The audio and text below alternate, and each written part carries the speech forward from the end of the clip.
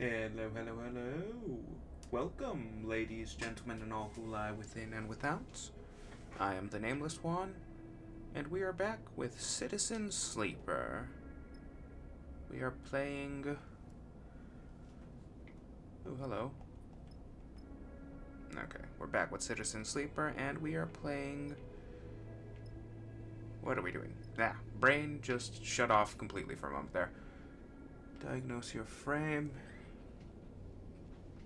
Find a tech in the flotsam.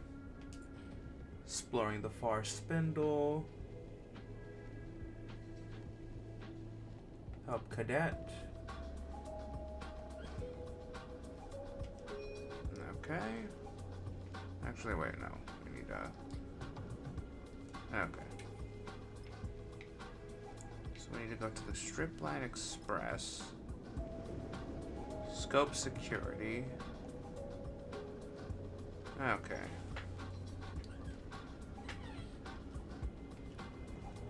I'm gonna do this. It's 100% positive. Stripline is nested amongst other units, each with a mess of ducts and access passages. There must be a back door or a way to make one. Okay, we're gonna go in there, and... Alright, there we go. Intuit is absolutely terrible odds. Will this help? Not really.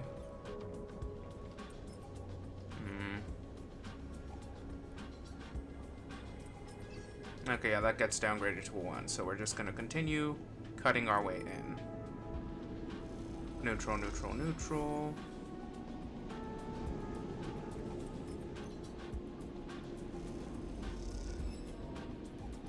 Rip. Okay. So we're going to end the cycle. Get some new dicey. Dicey, dicey, dicey. And, I have a bunch of glitch die. God damn it. Okay. Right, so we're gonna need to get some...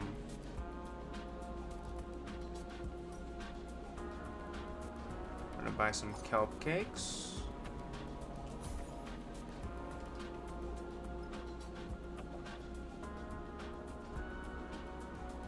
Okay, so we're gonna go to the strip line.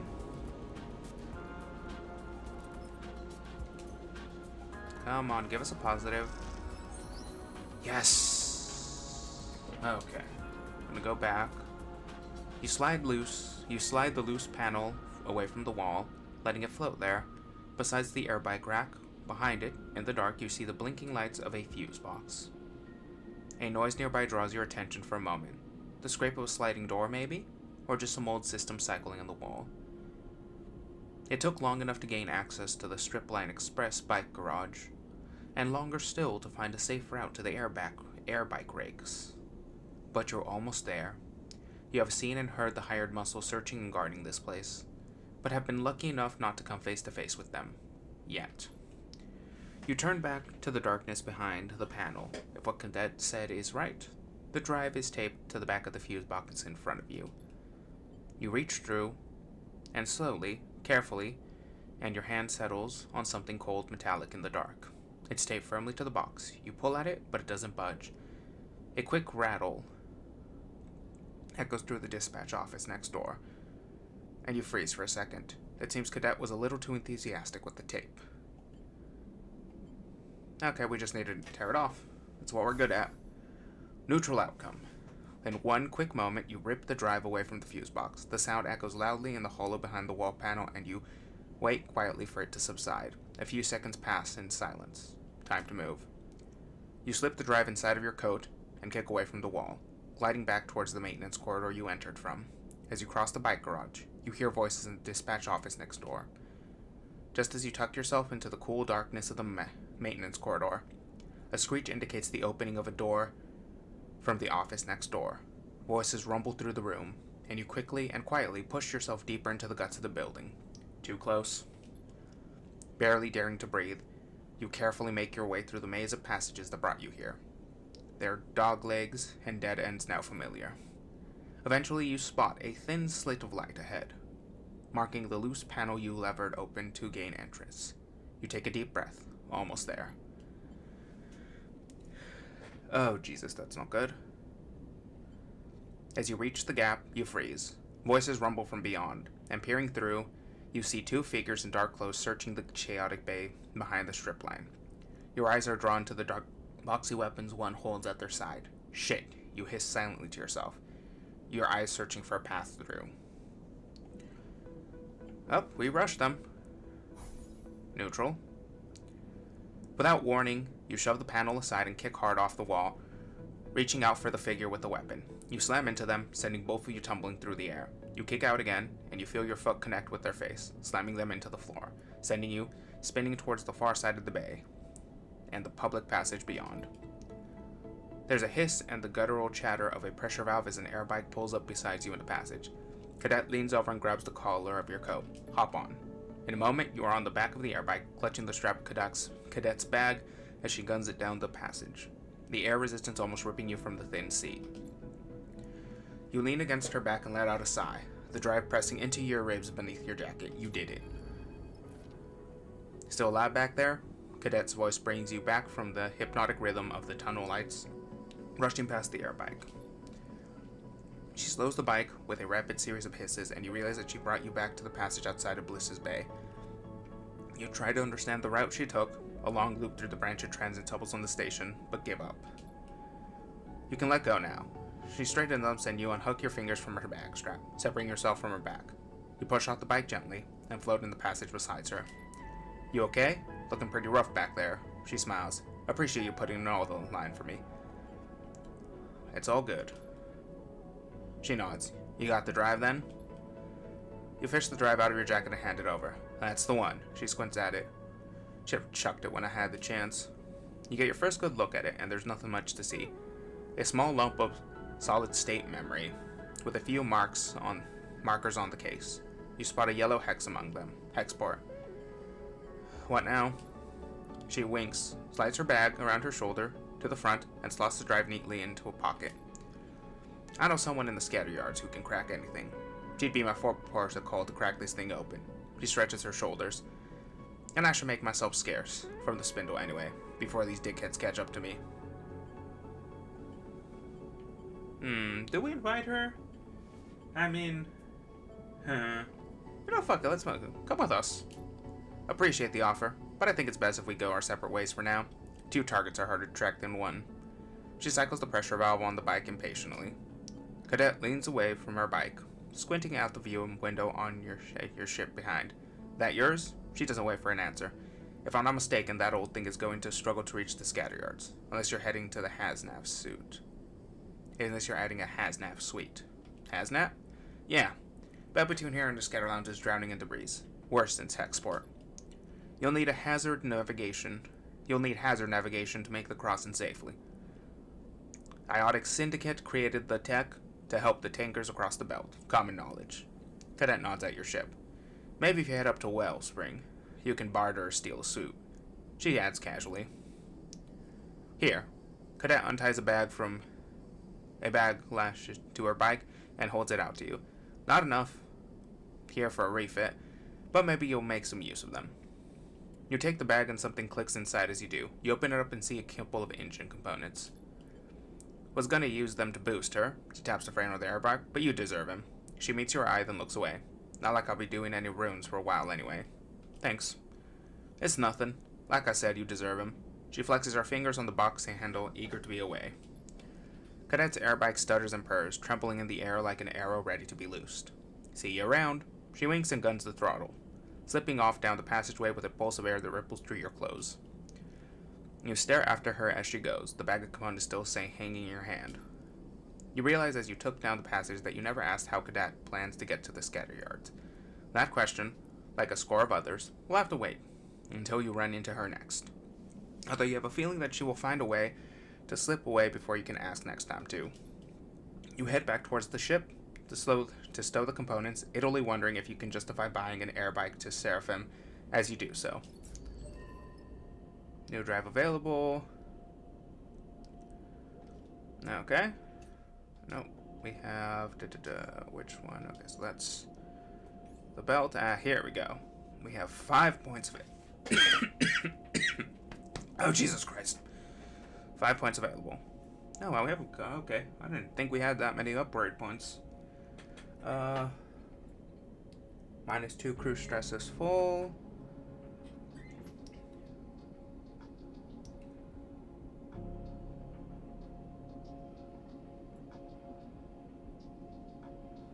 Unless full.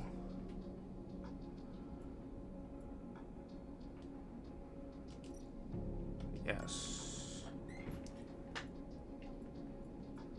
Push affects both crew dice. Now we're gonna dig this one.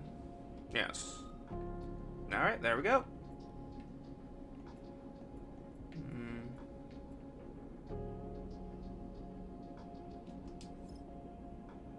Okay, so what should we do?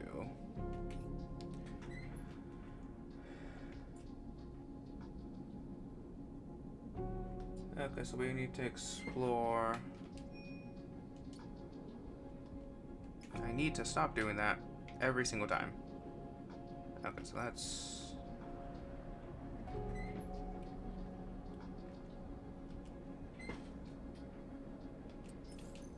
Alright. Negative outcome.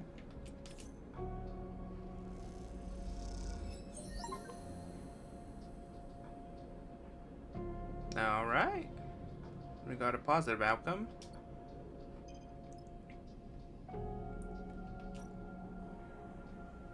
Venture bar shift. Okay.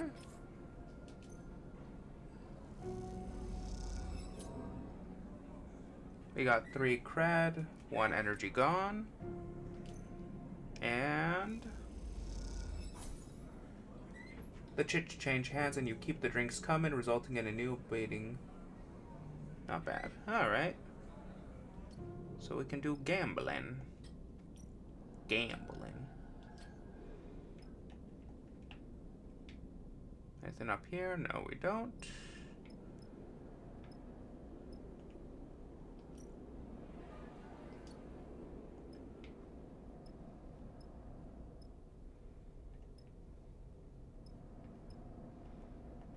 Okay, so we need a...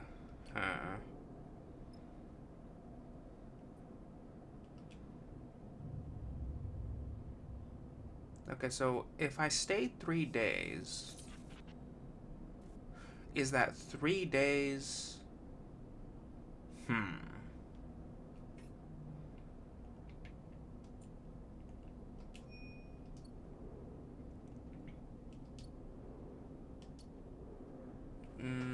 Now we're not gonna risk it. We need to get...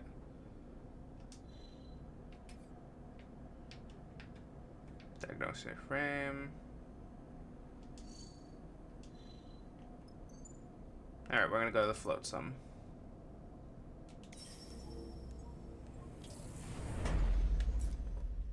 And off we go. It's hard to tell where Flotsam ends and the ships parked at its many docking bridges begin. As Seraphim docks with the station, you realize the rig now looks like another piece of accumulating technology. One more bit of driftwood added to the raft. I love this place, Seraphim smiles as he shuts down the engines. You never know what you'll find. You been here before? Oh yeah, back while I first came to the belt. The crew is sent on with used to run salvage jobs out of here. Fun place to spend your wares. Your wages. You see Bliss eyeing the station with what looks like both horror and fascination. You see the seals? They point out some twisted assemblage of ship parts. Total cowboy welds. They could pop any moment. Seraphim waves away the concerns. Oh, that's just the outer layer. I heard there's 6 or 7 in all, so if one fails, it's no problem. He stretches and turns to you. You gotta taste some of the stuff they grow in the old Taka. He kisses his fingers. That's the good shit. Oh great, Bliss sighs. So many layers of redundancy and fallbacks that you have no hope of isolating a leak and fixing it. They wrap on the walls of the rig. Sounds like a ship I know. Defend the rig. Okay. Hey, it's kept us safe thus far. Seraphim joins in, the two of you shoulder to shoulder. She got you out of here, didn't she? He shrugs at Bliss. No sense of gratitude. I was joking. Bliss looks a little hurt and drifts out of the cockpit, shaking their head. You go to follow, but Seraphim puts a hand on your shoulder. Sleeper. He looks suddenly seriously. Remember what I said about getting checked out? There are artifices all over this place. It'll take a bit of searching, but we need to know what's going on with you. He meets your eye. That's why we're here. Good. Seraphim nods. Let me know what they say. I'm gonna see if any of my old haunts are still open. He drifts out of the cockpit with a mock salute. Catch you later. You're left alone in the cockpit with a view of Floatsim's chaotic structure. Look over the multicolored padding. It does, you admit, have a certain charm. Okay. Floatsim hub. Explore the Floatstum. A ramshackle assemblages of decommissioned ships and wrecks. To call Floatsum labyrinthine is a serious understatement. Analyze structure. Floatsum is made up of maybe hundreds of ships, gathered and modified over time. A good engineer might be able to identify them. I mean, we might as well. Oh, hell, we got a positive outcome. Hell yeah. Alright, let's see what we can learn. Neutral.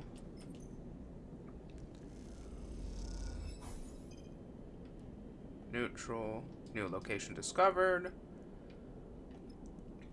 The narrow escape. Buy fuel, buy scrap components. Fill fuel. Yeah, we might as well fill it. Take recovery contract. Ooh, hello. The Narrow Escapes barman, Botan, has a tip about a recovery contract. For a few chits, he'll give you the coordinates. My rig's blown its propulsion, and I'm stranded on some godforsaken rock. Repair crew needed. We'll split haul. No time wasters or thieves. I'm armed. Requirement: recover standard rigs, scrap and components. Okay, let's buy a meal real quick. And alright, we got that. We're gonna go to the hub. Analyze the structure. That's a negative outcome. Not the best thing I could have seen. Okay. New location. Old. Okay, so we're gonna wanna stranded rig. -3 hunt during trial. Okay.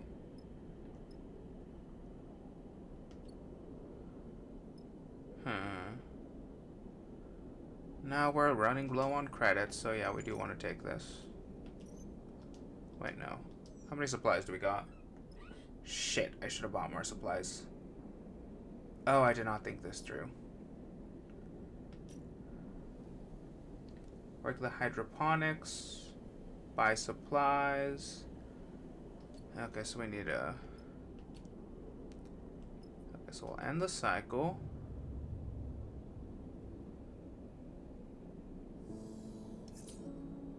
Okay. So I want to go in here.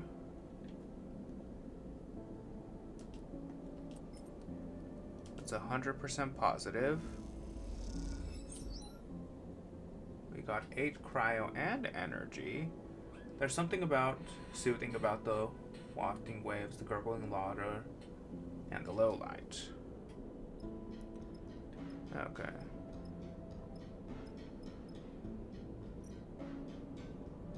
Buy fuel, fill fuel. We already got our fuel.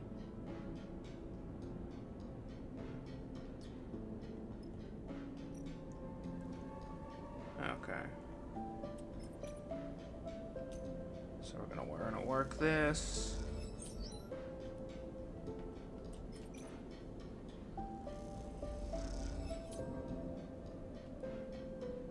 Negative outcome. And we get money either way. Okay. We don't have enough to fill our supplies, unfortunately. But we do have enough to end the cycle. Okay. So we want to make enough money that we can afford full supplies. Okay, we're going to fill the supplies.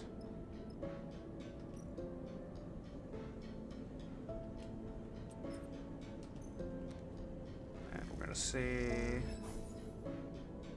Flotsam explored. And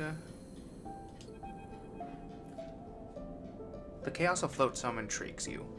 Passage to passage, it is the most incoherent place you have ever visited. Plating, cladding, and cushioning of all kinds of conditions hides a forest of wires and ducts, interfacing in ways their manufacturers would never dream possible. Rooms are crushed cargo bays, flipped bridges, and eviscerated engine rooms. Patchwork corridors are lumpen with messy welds, bending worryingly along their length. It is, to put it nicely, a total mess. It's not that you don't like it, but fighting an artificer among the chaos has been more than a little challenging. This cycle, searching these winding passages, once more seeing only scrap merchants and junk shops, you began to wonder if Seraphim had any idea what he was talking about when he advised you to come here. A sleeper, the voice cuts through the pungent air. Well, I never. Jean-Mi, strange artificer. You glance in the voice's direction and find yourself looking at a small booth filled with tech. Behind a fogged and scratched plastic screen is a meticulously arranged counter, the only clear spot in sight. At it, an older man with wet and wandering eyes sits nearby. Approach the booth. Jean-Mi tilts his head. I don't mean to be rude, please. And he bows a little. That's okay. He smiles warmly, almost bowing again, his hunched shoulders accentuating the movement. How... He pauses, taking care with his speech now. How are you feeling, sleeper? He beckons you a little closer. I am Jean-Michel. Though please, to you, Jean-Mi. I work with machines. He sweeps a hand above his counter where you see a configuration of tiny parts, mostly sly ones. I'm not great. Of course. He chops with his hands to indicate his stool and with a leg bar meant for perching beside his counter, and such is the clarity and persuasiveness of his movement that you obligingly sit. Your presence is a rare honor here. He smiles and looks down at his lap. I am sorry if I make you uncomfortable. I'm just very pleased to see you. That's okay? He looks up. Very kind of you to say. I can see your journey to me has not been easy, he says, with genuine concern. You track his eyes across your body, noticing the scuff marks on your thick, vinyl-like skin, the replaced and broken parts of your body, the marks of violence. You pull your jacket a little tighter. Jean-Mi folds his hands one over the other and then places them on the counter. I do not know what your experiences have been, but I want to assure you that I see you as a person, as a being, a soul, shall we say, as valid as any other. You look at Jean-Mi, his own age and wear also evident. A life of precise and careful work shaping his body into a reflection of his process. You know his unconfident way of speaking, which betrays a certain loneliness, a lack of practice. It is his turn to feel observed. I understand. You are kind. The frankness of the right takes you by surprise. He looks down at his counter and begins taking apart a tiny piece of machinery that sits there. Many years ago, when I began my apprenticeship, I would find that whenever I saw something that, how to say, was not working well, I was fixated on it and its repair.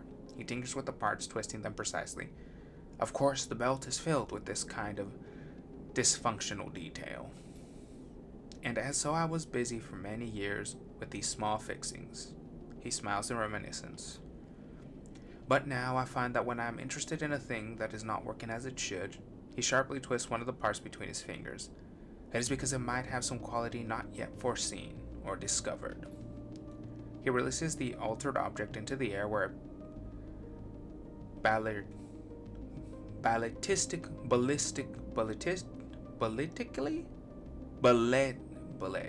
ballistically twists in a hypnotic display, like a spinning top whose movements are totally unpredictable. Jean-Mi smiles at you, watching his hypnotic toy.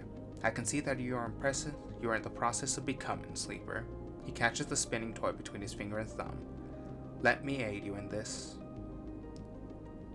Why? It is my habit, he smiles, and my small offer to you. Jean-Mi's precise hands drop to a device around his neck. He deftly pulls goggles up on his face, masking his wet eyes. Hold still, Sleeper. Oh, I don't feel good about this, but okay. Something flickers inside the goggles. Their face blank. Jean-Mi's hands playing across the button and switches on the exchange. Tuning. Focusing.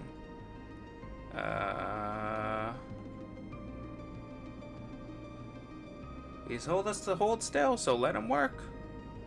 When the goggles are finally lowered, they reveal a look of concern in Jean-Mi's face. I think you better come inside. He kicks off from his desk and disappears. A moment later, you hear a rattle and a small bulkhead door behind the booth that you had assumed was rusted shut creaks open. Jean-Mi beckons you inside. Jean-Mi's workshop is even more cramped than you expected. As you enter, you are surrounded on all sides with netting holding bundles and bundles of terminals, servers, drives, and cables.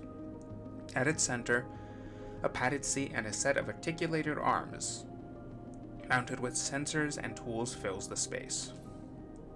The seat, please. Jean-Mi gestures at it with a polite smile. Sit. You tentatively settle on the seat, slipping your arms and feet into the straps meant to keep you from floating out of it in 0G. Jean-Mi floats beside you. He looks across your body. There is damage here. I see that. We will get to that. But I see something else here as well. This is why you came in. Though I have never met a Sleeper, I have studied them. I was lucky to acquire some materials from Ensign Arp some time ago in the interest of my own endeavors. He begins arranging the series of sensors around you on articulated arms. You are pleasingly distinct from this material. His eyes flash with excitement. Am I right in thinking you have been modified? I rebooted myself. Yes, I see that your dependency on stabilizer on the immune recording function of this makeup at least has been broken. He gives you a precise look. But that is not all. You are physically modified, not externally, but internally. He carefully positions the final sensor. Your tracker is disabled, which makes it impossible for Ensign Arp to find you. Congratulations. He smiles broadly. But this is not all. You have been modified, yes, but you are also being modified as we speak. You feel a strange claustrophobia at Jean-Mi's statement. Modified? Seraphim rebeating your system ran the recoding protocol, but that shouldn't be physically changed. That shouldn't have physically changed you. It only removed your planned obsolescence. How? Jean-Mi goes to a terminal and flicks a switch. Through the back of the translucent screen, you see a nodal web in the vague shape of a silent sitting body. Your body. These changes appear to be complex, subtle, but consistent. Jean-Mi goes silent as he taps at the terminal, the representation of your body rotating and unfolding in unsettling motions. What changes? See here. He points at a flickering representation of your spine, tracing a line towards your head. Your nervous system is growing additional nodal points here and here. Meanwhile, your emulation interface is growing an umbilical access port, though towards what end I am unsure. You instinctively reach back and touch the base of your head. As you do, the scan flickers and screeches with noise. You feel something there, growing under your thick vinyl skin. Could you feel a lump, or is that your imagination? You pick at it. Jean-Mi sighs and shuts off the terminal. The changes are partial, and in all honesty, he gestures sharply at the sensors. The resolution is too poor. I need to run a full diagnostic. But for that, I would need... He drifts over to another terminal and brings up screens and screens of text and diagrams. Yes, some kind of medium to hold your suspended emulation. The access jet I can build myself, but we will need to bridge your emulation. Jean-Mi speaks quietly, almost to himself. A ship mind would be ideal for this. Would have to be high capacity, a prime ship mine, Solheim in origin. Perhaps Hellion Gate might hold records of any that were in the system? He taps at the terminal. Jean-Mi turns back to you. Yes, the prime ship mine is essential if you wish further investigations to be done. I will need this above all. He thumbs the terminal off. I'm sorry to say, Sleeper. Can you tell me more? Accurately, no. He meshes his fingers in front of his chest. It is clear that the process has begun, but has yet to complete. Jean-Mi busies himself with taking down the sensors and folding away the articulated arms. As he does so, you try to calm yourself. You feel as if you have worms under your skin, and it takes all your focus not to pick at its seams. Jean-Mi suddenly but gently places a hand on yours. Please remain calm. He puts a carefully restored component in your hand. This can help you. Jean-Mi waits for you to fall still. Then he leans back a little, relieving some of the strange intimacy from the moment. For now, our work is concluded. He meshes his fingers again, and bows with a small head bob, but you are welcome any time. Thank you. Of course. His manners seem to have returned to something more businesslike, a humble man who knows his customers' needs. Yet you get up from the seat, a little dazed, and push away into the passage. Safe travel, Sleeper, Jean-Mi says quietly, placing the promised list in your hand as he lets you back into the station.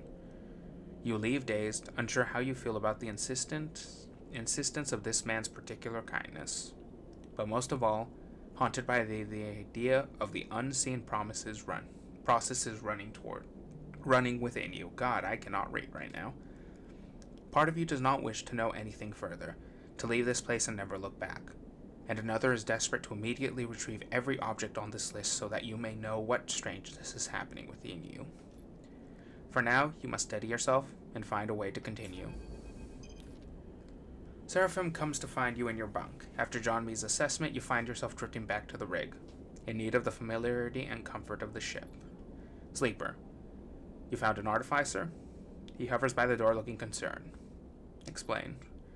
Did you tell him about Jean-Mi, how he offered you repairs and ran an assessment of your frame? You described the cramped booth, the articulated arms, the strangeness of seeing your own body anatomized upon the terminal screen.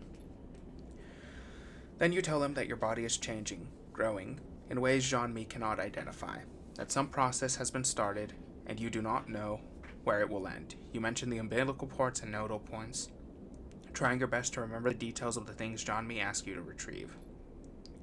Seraphim goes pale and silent. He shakes his head when you stop talking. Lane, he frowns. That piece of shit has to be behind this.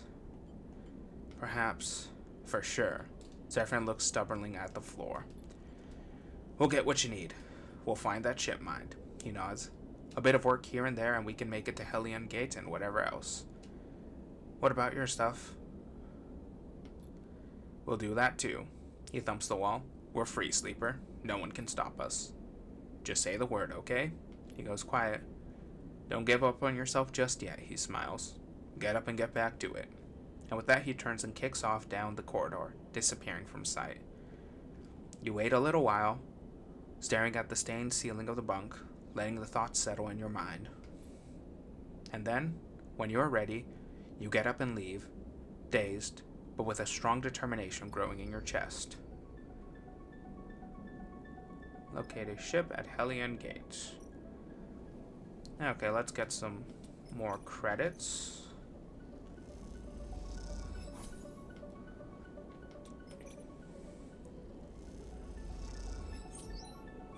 There we go. Okay, so what we're going to want to do is we're going to go to the stranded rig. We want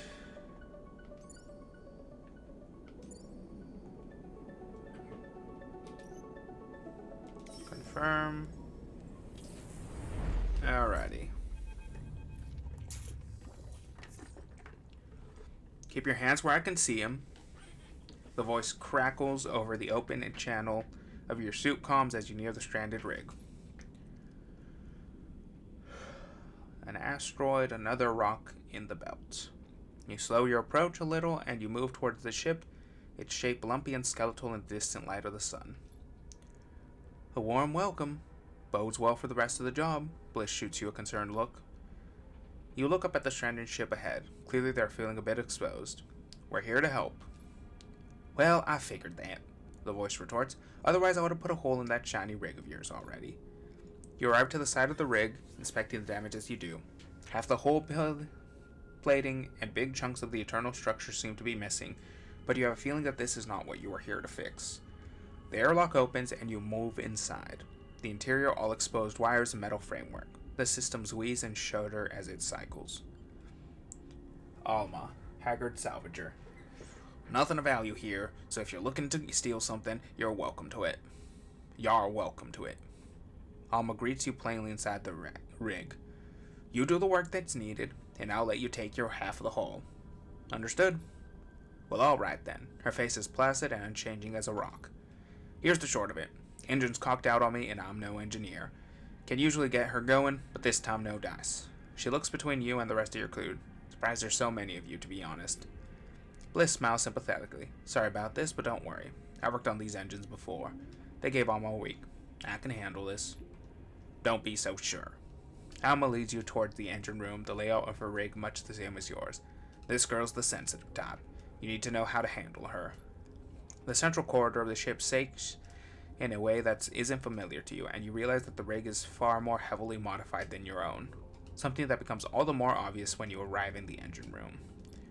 Rather than the rig's stock engine, a singular block and a durable turbine, with feed lines between, Alma's engine is a mess of piping and feed lines, linking in multiple raw components welded into the interior frame of the room.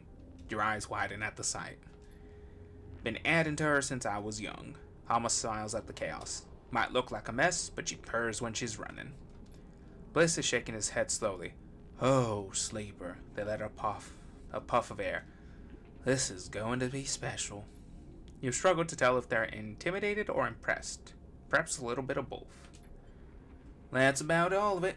Alma gestures at the exploded engine. Get her running and you'll get your half of the haul. We'll do what we can. Hope you aren't time wasters. Alma squints at you. You certainly are a strange crew. Alma glides over to the window set in the side of the engine room and point to the corroded remains of a facility deep in the asteroid's loose, dusty structure. That's there the hole. She taps the glass. As good a find as I've seen. The hull is building? Building and all that's in it. Alma screws up her face. What, you too good for scrapping? By right, the building's mine. Scrapper's claim. Alma scratches at her mess of hair. But you helped me get her running, and you are welcome to take what you want from it. Up to maximum of 50% raw mass. That's not what we expected. She looks you up and down, and you feel the first acknowledgement of you being a sleeper. I doubt it'll trouble one of you. Anyways, you're leaving with nothing, unless my girl's back in shape, and by the time you're all done. She folds her arm across her chest. So get to it. You turn back to the engine, your eyes tracing the masses of interlocking systems. You're starting to have a horrible feeling that this contract is some kind of elaborate joke. Okay. The rig. Well, first we need to fix the rig. Okay, so what do we got? We got endure and engine labor. Alright, well, we're both good at Ooh, we got a bunch of good dice for this run. That's great. That's good. This I like. So, engine labor. With a system this complex, you can either understand it or approach it systematically, checking it piece by maddening piece. Engine study. Alma's engine fits the room like some esoteric structure. To try to fix it, it must be studied and understood. Alright, so we're going to give you this.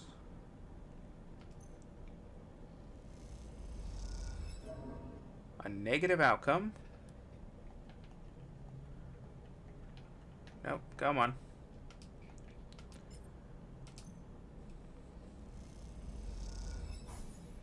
Alright, there we go. Guaranteed to be positive. Guaranteed to be positive.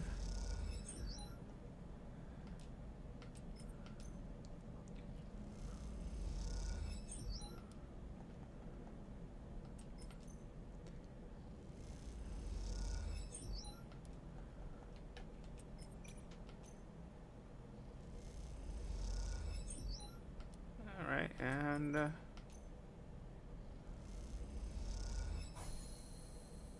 alright, there we go. You all gather in Alma's rigs to see the engine tested. The engine room purrs and chitters. It seems to warm with the sound of the engine, with the polyrhythmic vibrations that rattle through the open framework of the interior. You look over to Alma and you see her eyes are closed, a small tremble at the corner of her mouth. You look at the engine, Alma's engine, an object that you have come to respect over the past cycles, even if you haven't necessarily grown to love it. It is, as you see it now, a difficult thing to love. Whole parts of it make little sense, and its oldest systems, those now bypassed and made obsolete by newer additions, still somehow play an integral role you don't understand. It is unwieldy, and unnecessarily so, and the accumulation of parts and patches from its long service makes it surprisingly fragile. Meanwhile, the other sections have been welded and re-welded so many times, they are impregnable, and will never be able to replace. It's uncooperative, and prone to sudden outbursts of cooling fluid, or even fuel. It is restless and will begin to leak when left idle for too long. It is always too cold or too hot, thanks to the constant coolant and the fuel, and it is hard to predict whether it will be at any moment.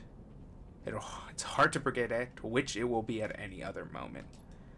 And yet, despite this, it is an object you feel close to, that you feel a kinship with, because in the end, you two are an accumulation of broken parts, long outliving their operational limits. You two are a machine that has become a story, and a story that has grown beyond the ability of others to understand it. You look over at Alma again, and Bliss is there beside her. You can see that they're talking, but with the engine running, you cannot hear them. You watch for a moment, Bliss now patiently listening as, in faltering words, Alma explains something to them. Bliss nods, and then suddenly they embrace, gently and with care. Bliss pushes back, and as soon as the moment has passed, it seems like it might not have happened at all. Nothing in the two figures' attitudes betrays the act, and the room seems unchanged. You try to remember if you had seen them speaking before now, but you can recall there are many moments when you were not with Bliss. As you watch Alma approach, you realize that the engine is not just special to you, and that between her and Bliss, it might have been the bridge to a unique kind of respect. That's the job, Sleeper. She approaches you from the other side of the room, and you know where the payment is to be found. I believe that brings our princess to the end. Alma scratches her hair, unless you have something to add. What will you do now? I believe that's my business. She bristles at the question. I need to find somewhere quiet to resupply and so on, but I don't think you'd like my usual haunts. She gives you a sly look. I appreciate the assistance. You're welcome to take what you want from the hangar if you haven't already. You see a knowing shimmer in her eyes. Now I must kindly ask you to leave my ship. As the airlock cycle, you look at Bliss and you swear you see a tear in your eye. You okay? Bliss turns towards you as if they forgot you were there. I'm good, Sleeper. Really good. They sniff. This place reminded me of why I do what I do, why I fix things. They look ahead. There's a beauty to it. You find yourself drifting away from Alma's rigs in the haze of thoughts. It's clear to you at this point that Alma's history is written all over this place. But more than that, well, you can't be sure. This story, it seems, isn't for you. You realize as you gaze at the broken remains of the facility that Alma never took any of her half of the whole. You turn back and squeak at the cockpit of her rig. You see her there, looking out across this wasteland still as a statue. It's an image that, as you load into the rig and begin the preparation to depart, will stick with you. One that, every time you enter the engine room of your ship, a room almost identical to the engine room of Alma's rig, will leap into your mind.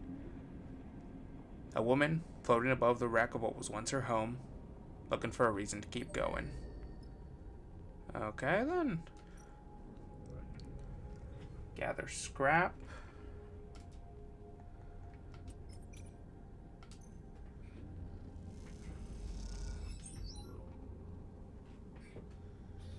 Alright, we got some raw material. We're gonna resupply.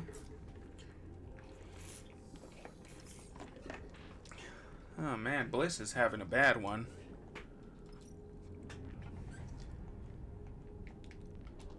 Okay.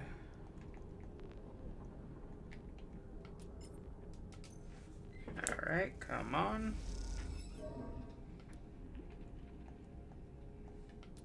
Come on, buddy.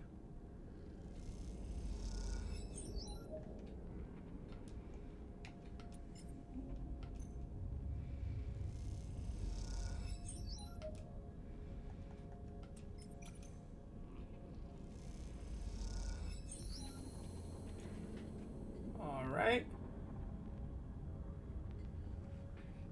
And now we might as well help out here. Ooh, Jesus Christ, I'm bad at that.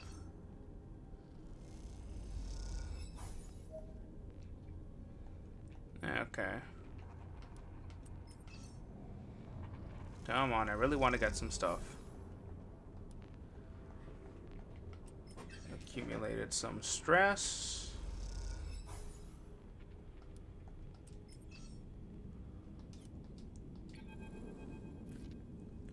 You rest a moment, taking a break from dragging the plates you've cut across the asteroid's surface. You find yourself looking towards Alma's rigs, still there on the edge of the crater, and wonder if she's watching. With her engine fixed, you have expected her to leave immediately, but she remains there, on the horizon, unable to leave this place. As if in response, your comms channel buzzes. A nice pile you got there. Alma announces herself against the open channel. We'll make scrappers of you kids yet. That scrap will earn you a pretty penny if you know what you're doing, she continues. Holmes Rock is always a good place to offload. I'll give you that for free. You look at the ragged torch-cut plates as they're loaded up into the rig's cargo poles, and you have to admit you do feel a little pride at the work done here. Thanks. You earned it. You glance over your shoulder at the cockpit of Alma's rigs, where you can see her watching. What is this place? There's a click on the open channel as it closes, and Alma seems to take a moment to consider her response. She clears her throat. How about you tell me what you think, sleeper? Huh. A signal station? Ha! Sounds like a mystery story. Alma coughs and sputters. No, nothing as interesting as secret communications were coming out of this place when it was still alive.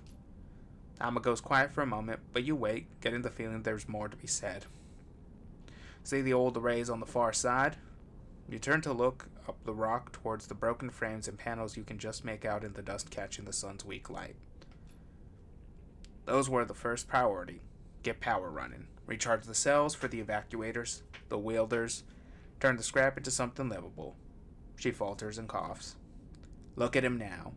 You see the tumble-down collection of panels. They look like they were scattered by a careless hand, discarded without much thought. The comms channel clicks off, and you see the distant silhouette of Alma drift from view, out of the cockpit of her rig. You turn back to see the scrap has been loaded into the ship. You're half of the haul. Do you suspect this place is more than just a haul for Alma? Oof. Okay, we're gonna end the cycle.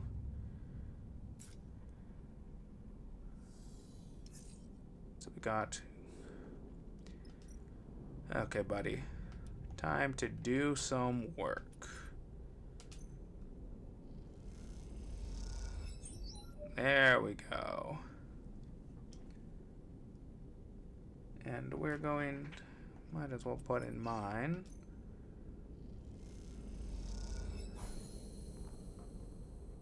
Okay. There's a hiss and rush of stale air as the sealed bay deep in the facility tunnels opens for the first time in years. The beams of your suit lamps reach into the dark, picking out waves of dust and debris. They reveal a small bay, big enough for a shuttle, but not a rig like yours. As you glide inside, those same beams catch on the frame of something that sits at the center of the bay. It is wide and flat, with a cylindrical central section that runs its length. As you move around it, looking at the sections of plates and open frames, you realize it was a ship. Or, at least it was.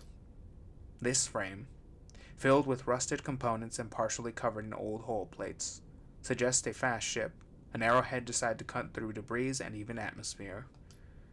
You float up a little to see into its central cylinder, and your lamps reveal a cockpit outfitted for 2 people. One sat behind the other. The seats are carefully upholstered, and you realize that this was a labor of love. The whole ship, in fact, seems built by hand, a custom model with little function out here beyond looping around asteroids for the thrill of it. Looking closer, brushing away the surface corrosion, you see flames planted on the hull plates in curling patterns. The brush strokes visible even after what must have been many years. As you inspect the hidden finished ship, a sense of quiet wonder keeping you silent, you notice a glint towards its rear. You approach it and see an engine, all interlocking tubes and flared vents. It is unlike any you have ever seen, but the hole in its side suggests that it may never have been finished. Those holes are the source of the glint. You reach in and pull out some strange-looking engine components, each pristine and complex.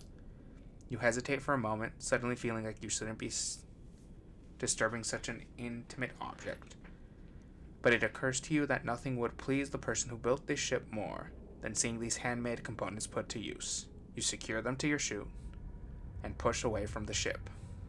As you leave the bay, you turn and take one last look at the treasure inside. It's possible that it never flew, or perhaps it was in the middle of an extensive refit when this place was abandoned. Either way, its flying years have long since passed. And now, with the bay open, it will corrode much faster, melding with the anonymized scrap of this place in mere cycles. You should suppress a shiver, and then start the journey back up to the surface, aware of the components dangling at your side. And away we go. You can now travel back. Once you leave, you will not be able to return. Leave the contract. Leave. Alrighty then.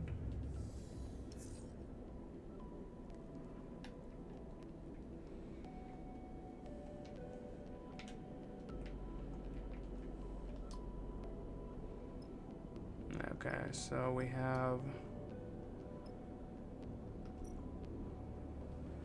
float some maintenance, buy engine components, float some integration,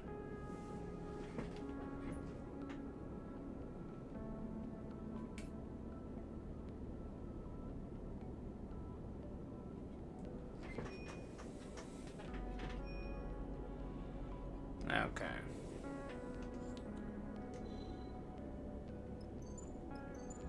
Hellion Gate, Holmes Rock. Okay, so apparently this is a good place to offload. You know what, we'll go there.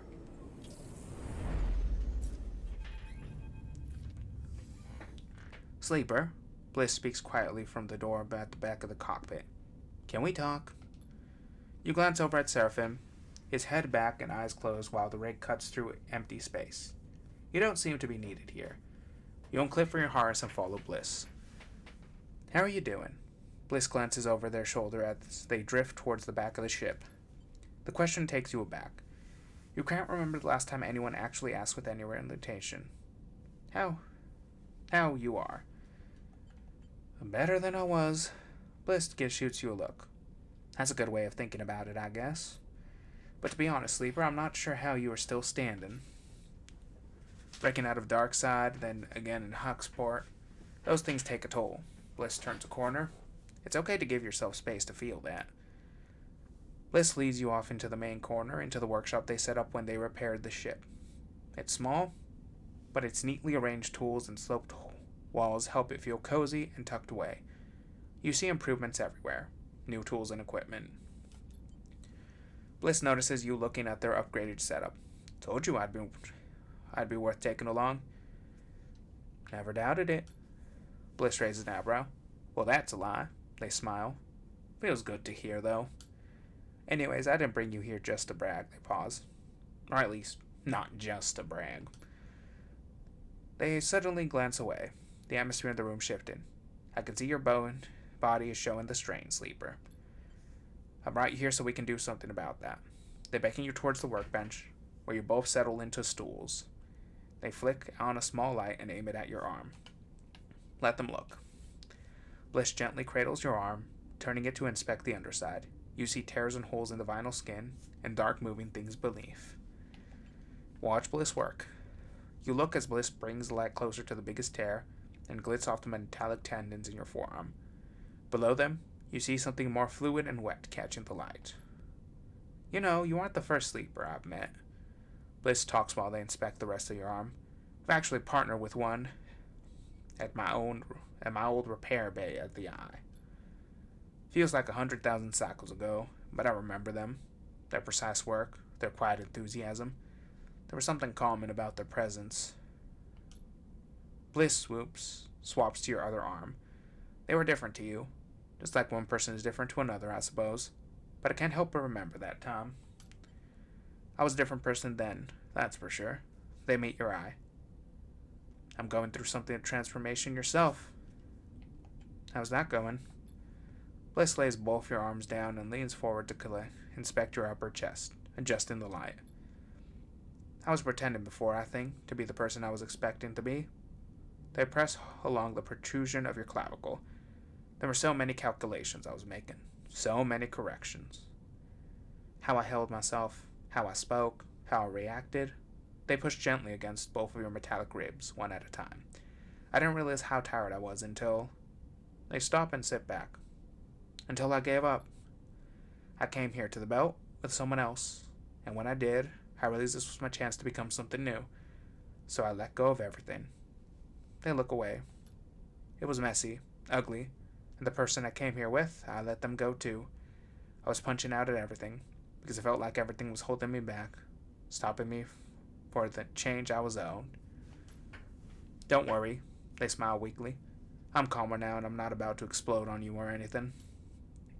It's still a difficult process, but it feels like shedding 100 suffocating skins that you spent half your life putting on one by one. They meet your eye. It feels like an escape. They lean forward again and check the skin of your shoulders, where it is worn and faded. You let them, the atmosphere quiet, but calm in the workshop, a feeling of solidarity growing between somewhere in your frame. Not bad, sleeper. You are holding up well given everything. Bliss folds their arms in front of them protectively. But I'm still concerned. There's some decline to your system functions. Let's keep an eye for the components. Out for components. Thank you, Bliss. It's no problem. They release from the school and drift over to the rack of tools. I owe you for jolting me out of whatever my life had become in the far spindle. You leave Bliss to their workshop, feeling reassured that you have them here on the ship. As you do, you think of your relationship to your own body. This frame that you were forced into that has never quite felt like your own. You realize that this feeling is not unique to you. No one gets to choose their body.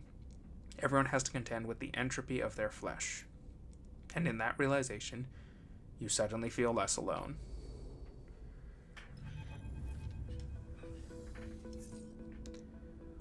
Lumpen and cratered, Holmes Rock floats as on the sunward side of the belt.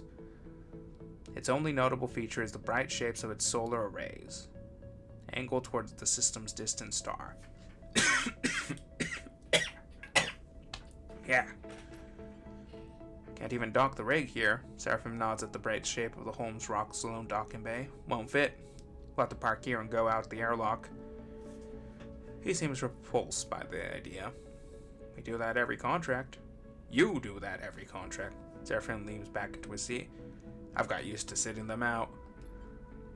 Barely seems worth the trip down. Bliss speaks up from back of the cockpit. You never know. I guess. Bliss yawns. But don't expect to turn up any jobs all the way out here. I'll come down later. Don't feel like squeezing into a suit right now.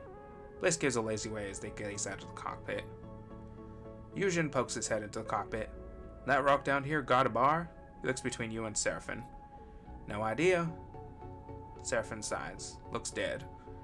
Yujin squints out the cockpit window. I see a few warm lights. He shrugs. I bet there's a bar. He disappears in the direction of the airlock. You gaze out over Holmes Rock. It certainly doesn't look very enticing, but there's refueling to be done. And maybe more besides. You might even be able to scrape a hot meal. You certainly won't find one floating.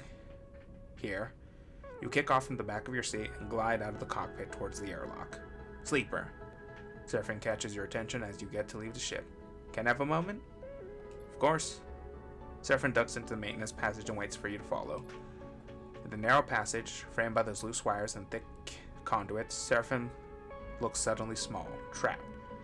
He looks at an open circuitry panel as he speaks, avoiding your gaze. You see he is playing with a coin in his hand, nervously spinning it in the air. Since we cleared Hexport, I've been putting feelers out for something. He rubs his hands nervously. I've been in the belt for a long time, and I came here alone. But back on Darkside, just before we made a break for it, I heard something. I heard someone was looking for me. He pauses, trying to organize his thought. It was after you. I also heard something else. They said the person they're looking for me claimed to be my sister. He waits for your reaction. You have a sister? I did, yeah, or I do. He shakes his head. But I don't even know if it's really her. Just because someone says they're my sister, well, I can't be sure. The thing is, I haven't seen my sister in a long time. I was still a kid when I left. So was she. Though I don't think she would have liked to admit it at the time. He smiles to himself. I don't know. I know you don't remember how it was. Back in Darkside, I mean. He sighs. But we were alone, you and me. Lane didn't let us out much. Just to work. And that was all. So when I overheard one of his guns mention someone was sniffing around, trying to find me, I didn't know what to think. And then hearing it could have been my sister, he goes quiet. You try to recall that time, that cycle spent under Lane's influence, working for him in exchange for stabilizer. You close your eyes, focus, but the details flicker, the images collapse and reform. Has Seraphim told you about this before? Was this all part of your plan?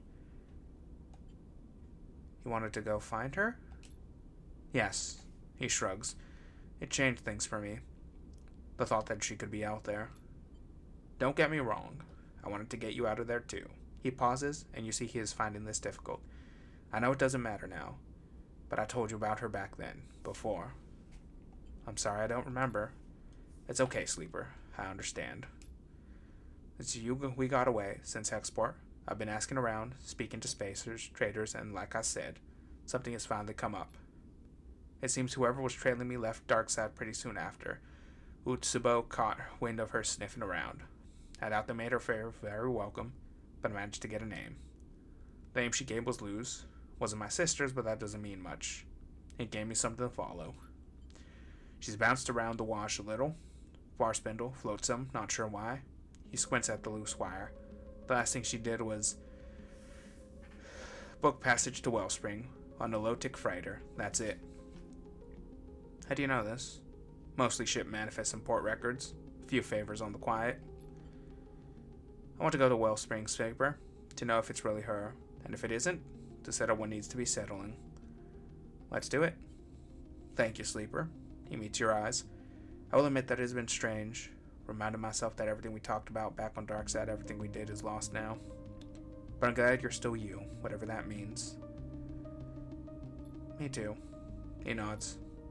Anyway, better get back to it. Seraphim squeezes past you in the corridor and glides back towards the engine room. You watch him go, wondering if your past together can ever be reclaimed. Your mind wanders to thoughts of Seraphim's sister. For a moment, you wonder what it's like to have a family, and if you will ever know. Okay, so we're gonna...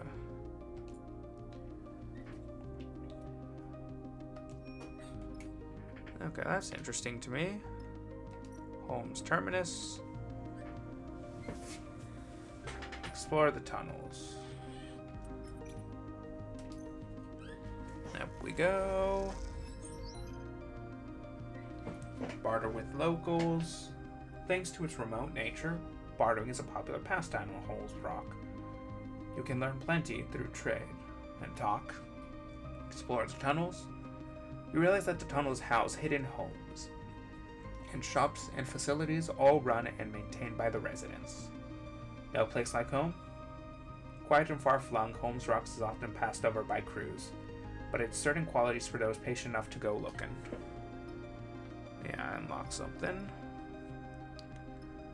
Low-tick freighter. Syndicate trade transport. Buy fuel. Okay, fill fuel. Now we want to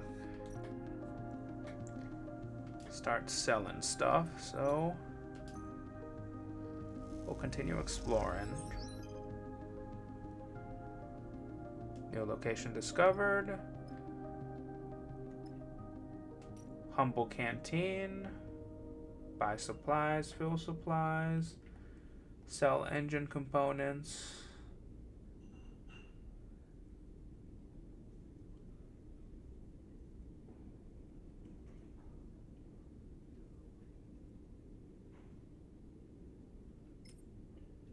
No, we don't want to sell those. Continue exploring. Positive outcome, new location.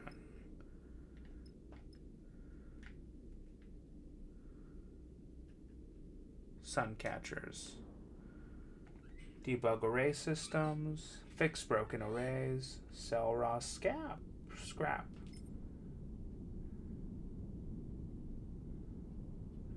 Okay.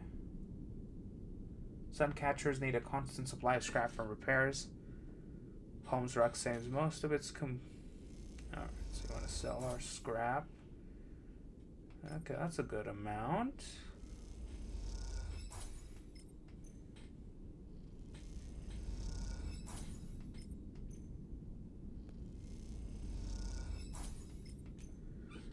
Alright, gonna make some good money.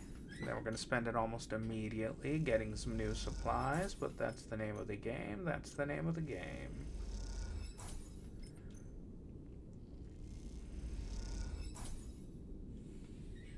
Alright.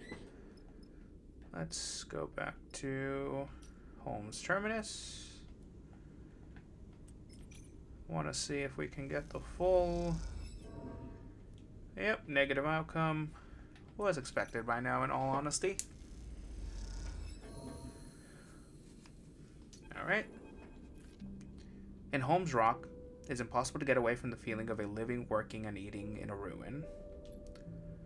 Most of the belt is built on top of the ruins of Solheim's infrastructure. But there are plenty of places where the modification or extensions to those structures eclipse the original foundation. In Holmes Rock, it is the reverse.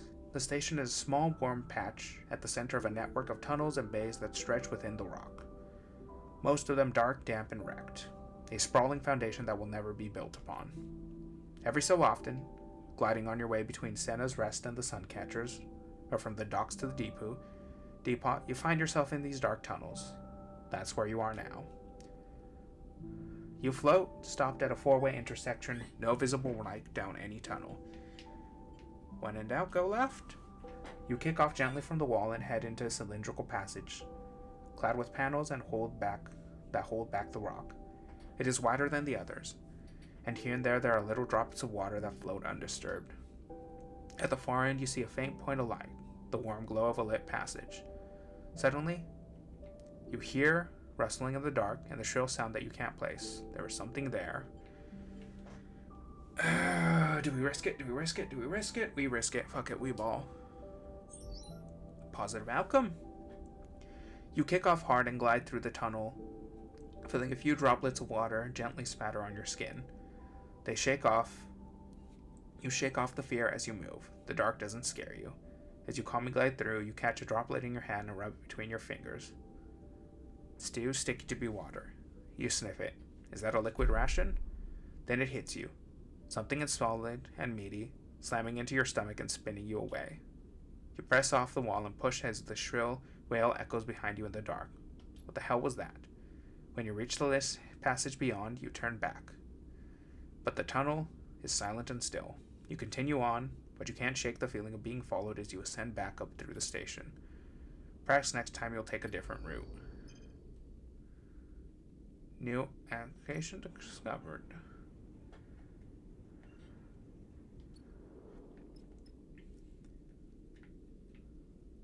Sealed bay. Unseal the bay.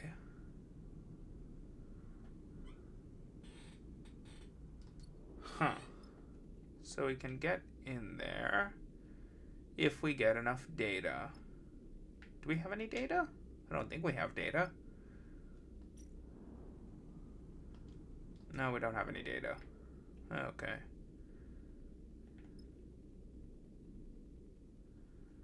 Okay.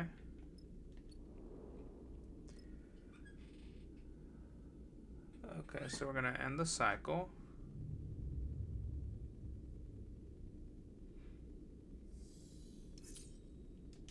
Ooh, that is a nice collection of dice. Hey, what's this? Low-tech, yeah, that's the low-tech freighter.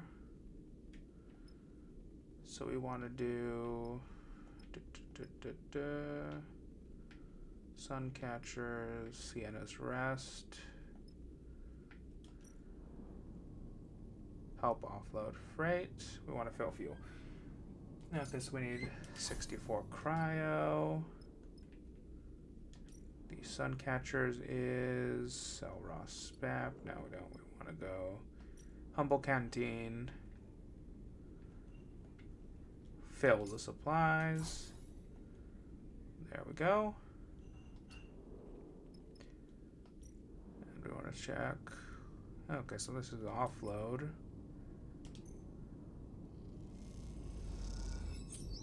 So that's 12 cryo to offload freight.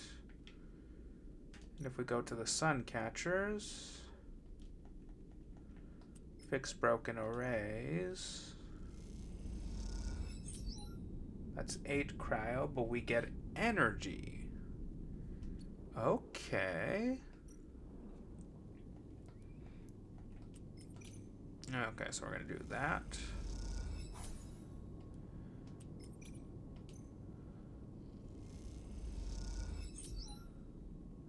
Okay.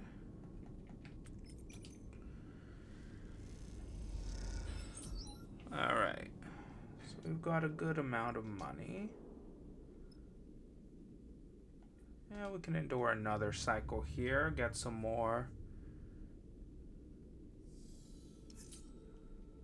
Okay, alright.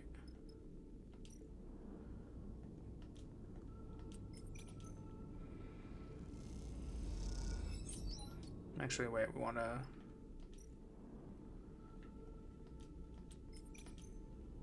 get our energy back to full. Just in case we fuck things up. Nope, wait.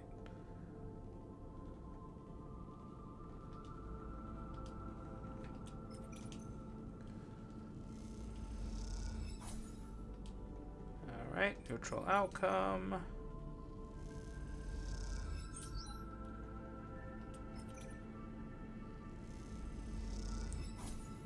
Okay, so something's wrong with your body. We're gonna find Seraphim's sister.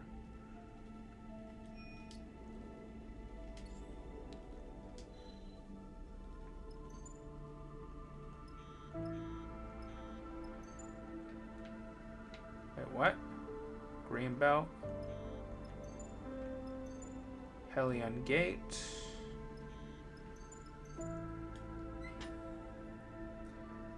Vast water extraction facility.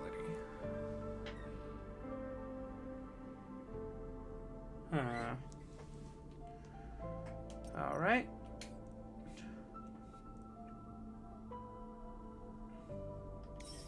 There we go.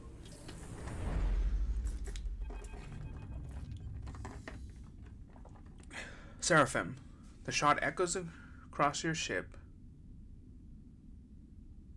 reaching you in the cockpit.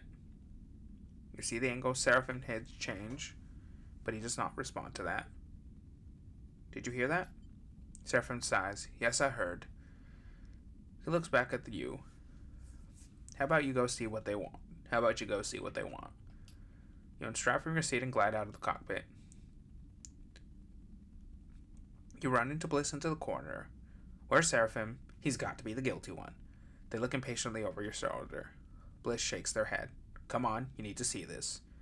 You follow the irritated Bliss through the ship, down into the cramped storage unit, tucked between you, the main ship, and the hull. As you enter, you're greeted by total chaos. Amber globs of liquid rations float in the air and cling to the walls. White chunks of dried food spin slowly, breaking into crumbs. See? Bliss fumes. Someone opened one of the supply crates and left it like this. They pointed to a crate in the storage netting with the lid pushed open. You look at this mess spelling out. Who could have done this? Bliss looks at you around the flintstone. Who then? You can see they doubt Seraphim did it, but they clearly need to direct their anger at someone. You look across the cloud of food or drink gathering in the big rig's fluorescent lights. What a waste. Bliss puffs out their cheeks. I need a break from this ship. They look at you. Help me tidy this up. You spend the rest of the journey packing the crates away and disposing of the spoiled supplies. But as you do, you can't help but wonder what actually happened here. Oh, we have a little stowaway, huh? When you are finished, you take one last look around the storage bay. As you graze around the now cleared space, you have the same feeling of being assured by unseen eyes as you felt in the tunnels of Holmes Rock.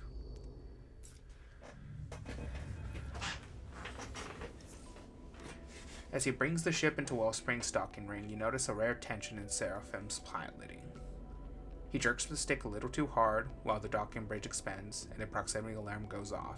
He curses under his breath. Relax, it'll be okay. I've docked the ship 100 times, Sleeper. He keeps his eyes on the monitors. I am relaxed. Okie dokie. You decide to leave Seraphim be for now. As the ship stops, the docking bridge connected, you lean forward and look out of the cockpit windows, trying to get a good view of the surface of the Wellspring below. The harsh, gleaming ice gives way to sleek sides of the cut, the asteroid's one city. It glows and steams with warmth. Peering down into it, you cannot see the bottom. Beyond, along the horizon, you see the terraces of the pit head, where the current extraction effort must be taking place. Seraphim runs the shutdown sequence and unclips from his seat. He turns back to you, a flinty look in his eye. I'm going to head down into the cut. I've got a few leads to follow up. You get the sense that he isn't looking for mission. Let me help. You can check the city if you want, but I'm not following along, Sleeper. This is my trail to follow. Before you can respond, he pushes past and glides out of the cockpit. You turn and watch as he pushes past Bliss in the doorway. I missed something? Bliss shoots you a look. He seems even more irritable than usual. He's looking for his sister. Bliss raises an eyebrow. Family trouble? That'll explain the irritation levels. I would recommend they zip up their jacket. We go after him before he pushes past someone that pushes back. Agreed. See you down there, then. At least Lane's unlikely to come out here to pick a fight with a low-tech syndicate, Bliss shrugs. They turn and head towards the airlock, whistling softly as they do. Yujin comes out of the side door as Bliss passes. He stretches and squints at you. Permission to find a bar down there? He grins. Just joking. I know I don't need to ask. He winks and follows Bliss. You sigh. Without a pilot, it doesn't look like you'll be being on soon. Time to go see the Wellspring. So that's the rig.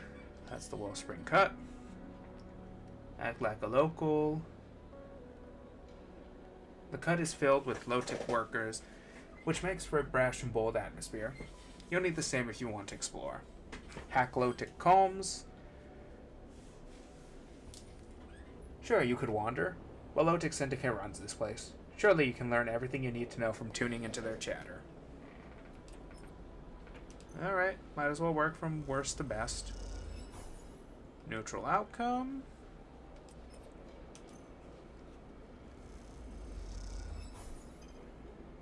A new location has been discovered. The Cutwater. Cutwater shift. Buy a meal. Not what we're looking for right now.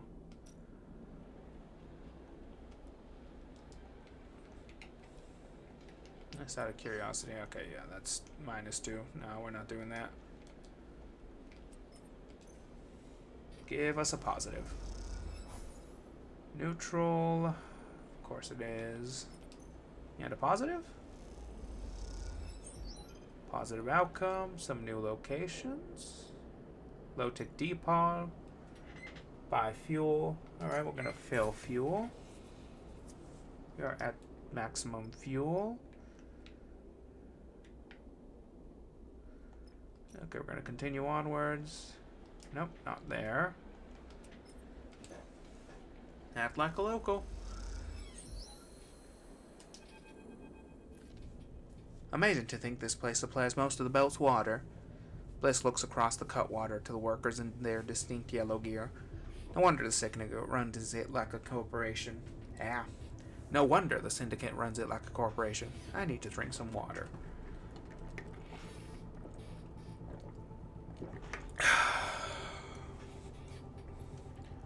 You look at those gathered in the low-ceiling bar, gathered around cushioned couches and low magnetic tables, their voices bouncing off the metal walls. All of them wear low-tech clothing, a mark of their status as contractors for the Belt's most powerful syndicate. At the far side of the bar, you spot Yujin, perched at a magnetic table with a bunch of miners. He appears to be playing some kind of local dice game, although given the amount of alcohol involved, it's hard to tell if it's gambling or if the gambling or drinking is the focus. You look at Abyss, who is watching another group, quietly discussing something serious the opposite corner. No tickets. I don't like it one bit. Bliss turns back towards the bar and sips their drink through its metal straw. The contractors seem happy right now. They glance at you. The people usually are when their ship's done for the day. I've been looking around Chasm Row, searching out components in the markets. Down there, the people don't seem so happy. Bliss meets your eye. There's a lot of talk of contracts. It seems Lotus has been locking down its workers. Given the war and the wind in our system as an excuse, they play with their metal straw, swirling the orbs of liquids in the sealed gas in their sealed glass. The pressure is building, Sleeper. We shouldn't hang around here much longer. We'll need to give Seraphim time. Well, Bliss raises an eyebrow. It sounds like I'm not the only outsider who's been hanging out in Chasm Row. I heard someone complain about a rude young man asking too many questions. Bliss smiles. What else could that be? They laugh. That's the place to start if you want to find our boy.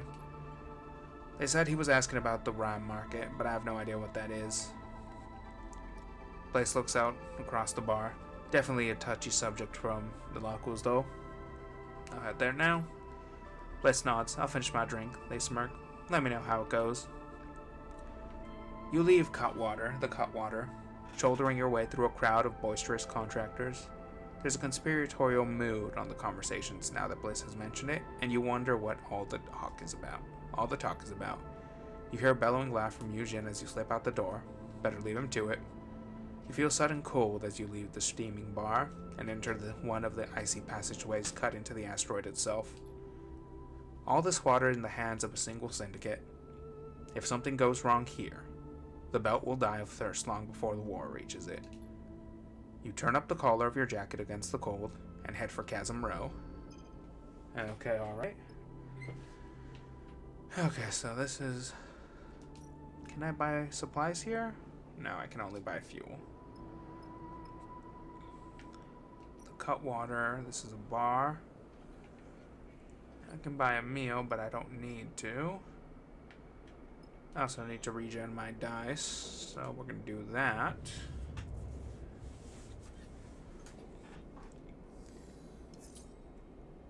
Eesh.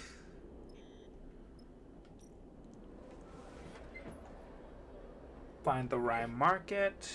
Okay, we can fill supplies. Alright. That's gonna be fun.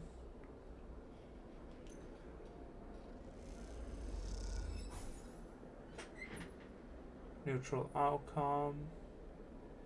Seraphim was interested in making the rhyme market. Whatever that is, find it and you'll find our pilot. Oh boy, this is gonna rapidly become interesting. Okay, so we're just losing money, we're not losing energy. Well, we have a bunch of money. So we can afford to lose some.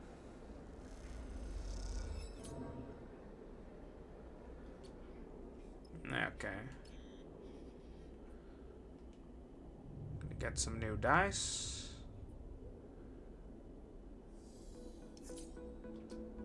Alright, not terrible. I mean, we might as well use this one. There we go. And off we go. The market of Casabros have become familiar in the past cycles. Their steaming orange-lit depths, the persistent condensation on each unit's windows, the gleam of the amber worker suits, each contributing to the particular atmosphere of this buried city. But among this, you have noticed other details too. The freelance crews on the hunt for illicit tech, the conversing workers who drop to a whisper whenever you pass, the light flickering up through the floor grates suggesting even deeper levels. These are the details you have followed to the Rhyme Market, a place discussed in hushed tones and dimly lit rooms, and as you drift towards what you know to be one of its entrances, the door bursts open in front of you. A large, dark bundle glides out of the front and impacts with the metal wall of the passage with an echoing bang. But you're drawn by the imposing figure that hovers in the doorway, bracing himself on the frame. Kirk. Imposing, low-tech syndicate worker. Stay out of the Rhyme Market, rat. The man sends a orb of spit after the bundle. The bundle unfolds, and you suddenly recognize Seraphim. Winded but straightening up to go back for more. Positive outcome. You rush in front of Seraphim as he proceeds to kick off the light.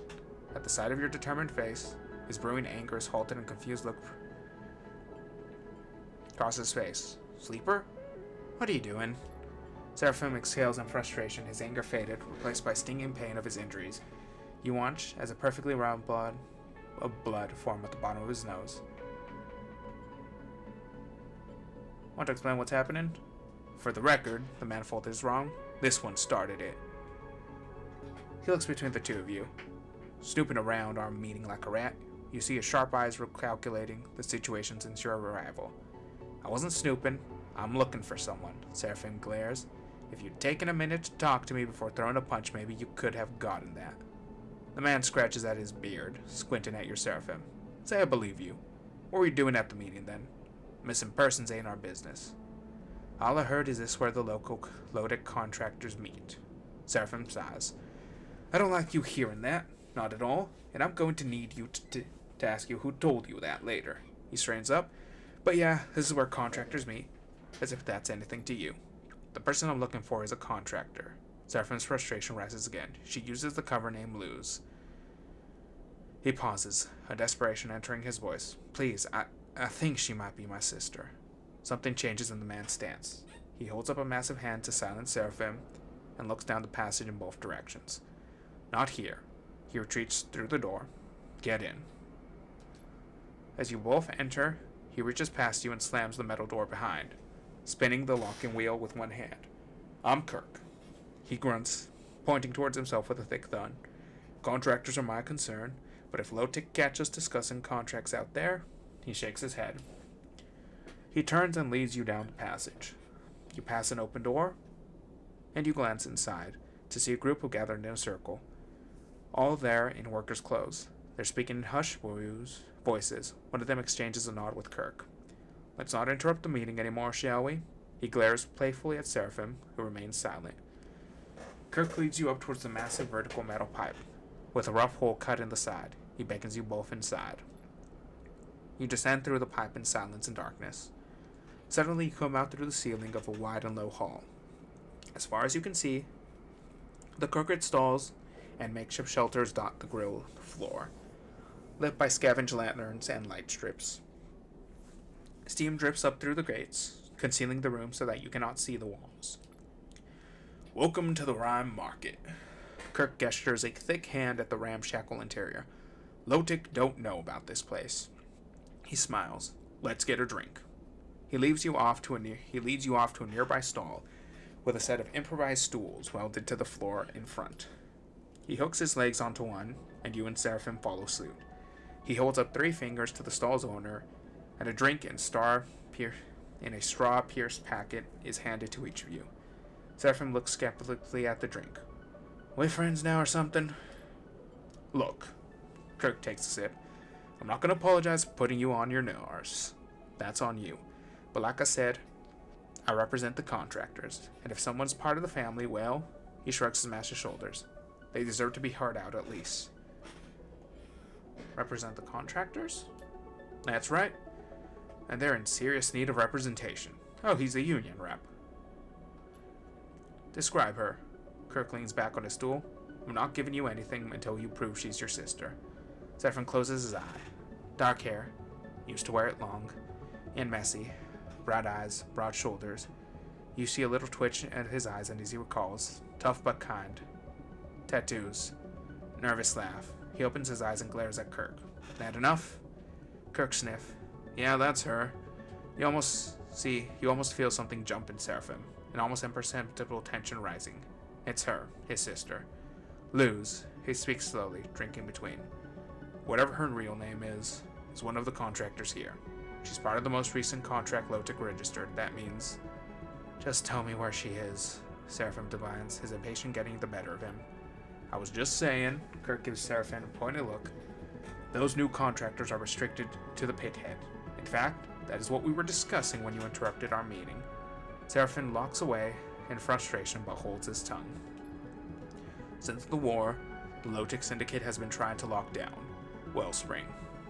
They went from a loose association of mining groups to an autocracy, and started enforcing contracts with some seriously overreaching terms. Your sister? She's on one of those contracts. Lotic are acting like they own her and the others because according to the contract, they do, which is exactly what we want to do something about. This cycle, he forcefully taps the bar with a finger, we are voting on strike action and a full blockade of Flotsam. We will bring the Syndicate to the table too. Seraphim kicks his drink away and kicks off the table, disappearing in the market. Stay with Kirk. Kirk watches Seraphim go with a disappointed look in his eyes. Your friend will go to Lotic Syndicate, I know it. He sips from his drink. That won't help him there. Kirk's bright eyes meet yours. The Syndicate will do nothing for him or for you. Trust me. I want to help you, Seeper. I want to help your friend. But I need your help in return. Man, fuck it. Union good. Union best. Union fantastic. I want to help. Good. I know you would. Kirk places a plastic card into your hands. It glints with the mark of the Lotic Syndicate, a blurry ID photo laminated into its transparent interior. This will get you into the pit head. You can see for yourself what's happening there. Don't follow your friend to Lotic. Go to the pinhead, find Luz yourself. He meets your eye. When you do, come back to me, and we can discuss how to free her and everyone else like her. If you go to Lotic, if you meet with them, I can't help you. He releases your forearm and drifts back into the crowd, disappearing into the steam and darkness. You catch up with Seraphim in the bustle of the Rhyme Market among the steam and crowds. I can't have been the only one to saw his pitch coming a mile along. Seraphim is bristling with anger. What kind of idiots does he think we are? Is that what this is about? This is about getting my sister out of whatever mess she's gotten into. Seraphim starts to push through the crowd toward the exit tunnel. We need to speak to Lotic. Forget these clowns. He shoves his way forward. We don't need to get tied up in this. We just need to get her out. Seraphim forges on ahead, and you get caught in the crowd behind him. As he disappears from view, you curse his impatience. You float there for a moment, buffeted by the passing people, clutching onto the Lotic pass, trying to decide what to do next. New location discovered. Rhyme Market. Lotic Depot. Okay. Buy scrap components, buy rare components.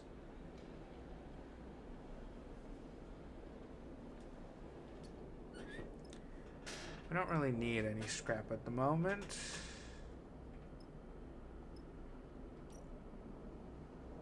Buy fuel, DP shift.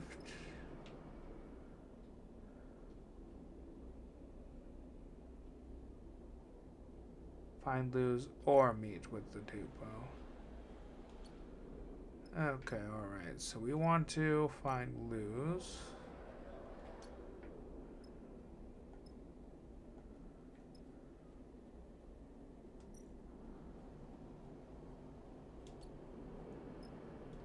The Cutwater.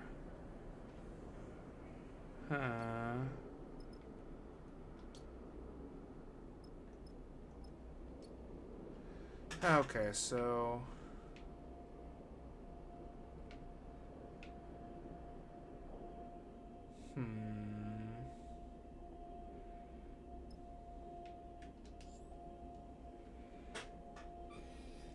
Okay, yep. That about it. Okay, so...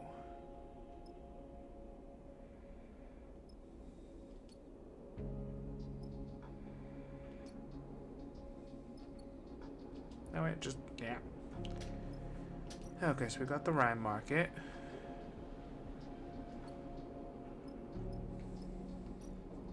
Chasm Row.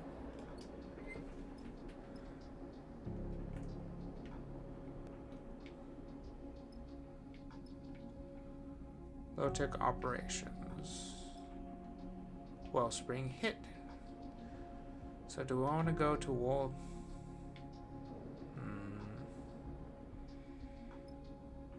So where do we want to go? Nope. Union good. Want to go to Union. Okay. Alright.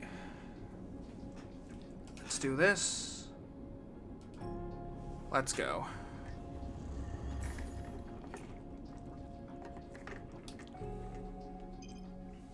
Pithead Canteen. Sneak a meal.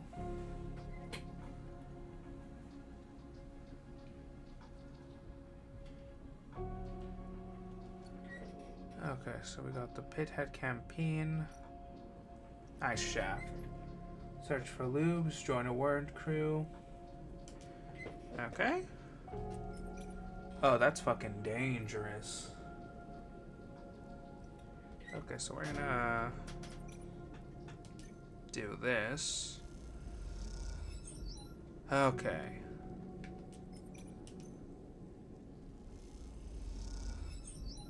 Okay, so this is... Don't fuck it up, don't fuck it up, don't fuck it up, don't fuck it up. Okay, alright. The shaft descends towards a stump in the cold depths of the pit. Here the air is freezing cold to prevent ice from melting into globules of floating water. If your breath carried water, you'd be able to see it in the air, but the absence of steam in each exhalation only serves to remind you of your own strangeness. Not that anyone else notices. The walkers' heads are low, their eyes fixed on work, shuttling chinks of ice and tools up and down the shaft. At the end of the nearby tunnels, you see the bright sparks of ice cutting in progress, slabs hanging in the air, in that strange way they do in 0G. Some loose memories of the time before Darkside, before Lane, before freedom, come to your mind. The familiarity of the cold, the spark, the endless toil. It chills you more than the packed ice on either side of you could. You reach the bottom of the shaft, a metal grill marking the terminus. It squeals as you push open the barred door and set into it, and safety lights flicker on, lighting up glittering ice particles all around in their powered beams. It is as if all the stars are held there, in this cavern. As your eyes adjust to the massive space comes to focus. It seems to have no up or down, just countless dark shafts and terraced pits cut into the side. All around, silhouetted by the work lights, contractors cut and haul and gather. This is where those locked-in workers are being held, caught in a contract clause that permits an endless shift. The atmosphere is grim. At the center of the cavern floats a construction of welded-together habitation units. A heavy twist of cable stretches this improvised structure past you and up the shaft behind, tethering it to a central power source. On each of the 6 sides of this strange apartment block is a set of struts. A set of struts project outwards, bracing the construction against the cavern walls. The block itself is wrapped in insulation, clad in protective plates. It glows with small apertures and lights. You approach the nearest entrance. Everything is bitten by rust, by decay. If the bars on the entrance weren't a clear enough indication, it is obvious now that this place is a prison. The door scissors open, letting out a blast of warm air. You quickly duck inside and it seals rapidly behind you. The cramped interior passage glows warmly, but its ragged condition keeps it from feeling cozy. You follow the corridor, ducking beneath hanging wires and loose insulation. This is where you were told you would find Luz, or whatever her real name is. You come out into a communal mess. Counters and food preparation units fitted into the walls, cushioned stools and couches scattered around. A couple of contractors are stretched out into the space, one of them snoring loudly in the corner, another sipping from a food packet on a stool. Suddenly, a door on the far side opens out to the cavern, letting a flurry of ash shards to quickly become scattered orbs of water. You watch the figure as they slide into the warm light of the interior. With their dark hair and bright eyes, you know this is who you are looking for. Luz, Seraphine's sister? You meet eyes with her, and something sparks in that dull, glowing room. It's as if she recognized you. Sleeper, she looks in a haze. Sweat, her eyes still adjusting to the interior. My brother, she frowns. You see her scan you, the way you hold yourself, your face. My brother, she frowns. You see her scan you, taking in your clothes, the way you hold yourself, your face. For a moment you feel exposed, aware of your damaged vinyl skin, your industrial markings, your doll-like features. You feel the familiar sense of being objectified, but also something warmer beyond it, a recognition of what you are. She blinks, an exhale, and shakes her head, realizing she is mistaken. Give me a second, all right? I just finished cutting 100 cubic meters of ice. She pulls back her hood. Haven't seen you down here before. They just contract you or something? The tension drops, but you get a feeling she isn't quite looking at you. She crosses to a food unit and pulls out a packet, locking it into a warmer. She thumbs it on. First sleeper I've seen in a long while. She doesn't take her eyes off the slowly warming food. You'll do okay down here. I know you folks are tough. And stick with a job. That's good. The rest I can show you once you've eaten. She laughs. I'm not here to work. I know the feeling. But if you're in contract, they've got you. You get used to it. It's a little difficult first, but you will. You're not listening. She turns to face you, a wet shine to her eyes. What are you going on about? You realize what you need to tell her. The warmer chimes to let her know her falcon is ready. But she doesn't seem to notice. Seraphim? She takes a ragged breath and steadies herself. Here? Not here. At the cut. She nods and then shakes her head. Well, if he trusts you with his name, I guess I should trust you with mine. She comes closer. I'm Tala. She smiles a warm smile. Now where's my Indian brother? Not sure. She laughs. Well, that sounds like Sarah. Been missing for years, and even when I find him, he still doesn't want to be found. Tala suddenly seems to take on some energy. She glances towards the corridor behind you and the door at the end. I sure hope you have a plan, Sleeper, because they do not want us locked-in contractors getting out. She moves towards the corridor. There's security in the shaft, and then again at the pit head. You must have passed through that checkpoint at the entrance too, so I doubt we can bypass all of those. She turns back, grabs her food packet, smiles at you, and shepherd's you towards the corridor. You could run a distraction, maybe? Or is Sarah on that already? You're slightly taken about what her sense saying. We don't actually... A blaring alarm sounds into the habitation music, loud enough to wake the sleeping contractors with a start. You and Tala exchange a glass. Surely this can't be for you. Tala runs down the corridor and tears open the door at the far end, with you following close behind. The ice scatters, glittering in the interior light. The cavern is in chaos. You see a dark Sodilotodic security wrestling with contractors, lit by flashing red alerts. More contractors are coming in towards the door, and the grill you entered from, carrying bulky equipment. The equipment is blaring out a voice, Kirk's voice, echoing in the tavern. A look of panic crosses Tara's face. A general strike is now in effect. All contractors should down tools and hold in place. Extractors will cease until our terms are met. Kirk's voice distorts and shifts. We have blocked all traffic from the wellspring. We seek the resignation of the syndicate leadership and for a new workers' council to be installed in its place.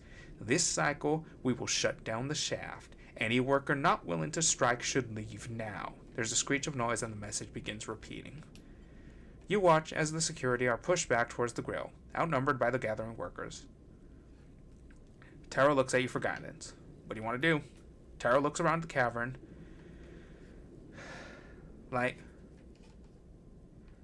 I need to be scared. Stay. I won't abandon the others. What about Seraphine? Tell my brother what's happening. Tell him we're not leading until all of us are free. Tala backs away, glancing over her shoulders at the others. You see them gathering their tools and making them to be locked away in the HAB module. I need to see this through, Sleeper, and you need to go. Find Seraphim, do what you can from out there, help us change this place. And with that, she turns and glides off towards the others. You turn and head for the grill as quickly as you can. The way now cleared for the contractors. The handful of low-tech security push back up to somewhere near the pit head. As you ascend, other contractors shooting you dark looks as you do. You realize you have to speak with Kirk. Alright. You find Kirk at the pit head, directing the contractors to barricade any points of entry to the mine. So you took my advice. Good. We're glad to have you as an ally here, Sleeper. What happens now? The Syndicate was arrogant. They do not believe we can do this. Kirk gestures towards the contractors wielding plating against the checkpoint. But we far outnumber them. This monopoly ends here. How can I help? Kirk leads you up a little way from the contractors. If you want to free those like Seraphim's sister, I will need your help. We have ships, but not many, and the Syndicate still has tankers in operation. Our blockade is not complete. The debris free between here and the far spindle remains open. We need another tanker to occupy and dissuade the Syndicate from trying to pass. All our ships are in use, but your ship and your crew could help us take a tanker and secure the blockade. How will we take it? This will not be an assault.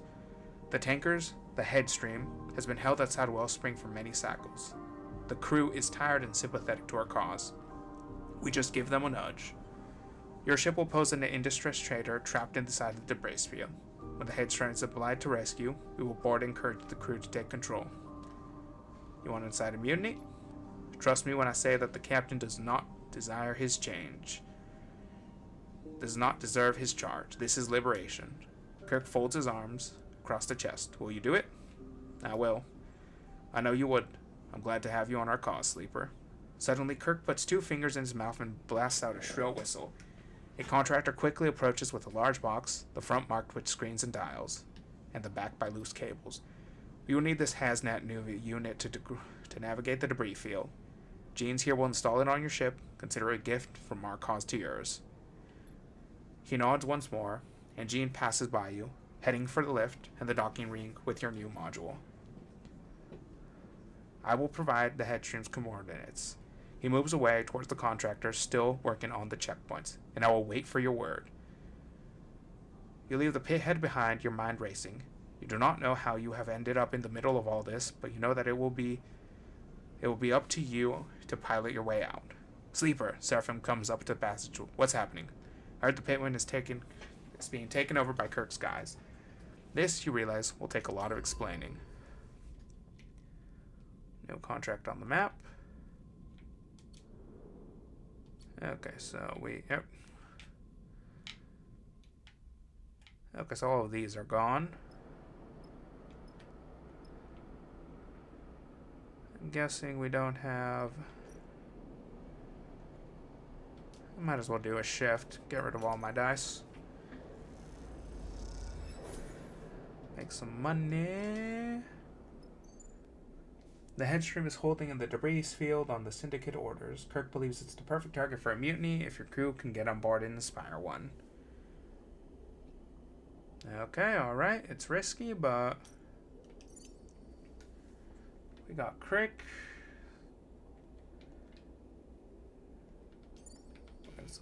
No. Okay, so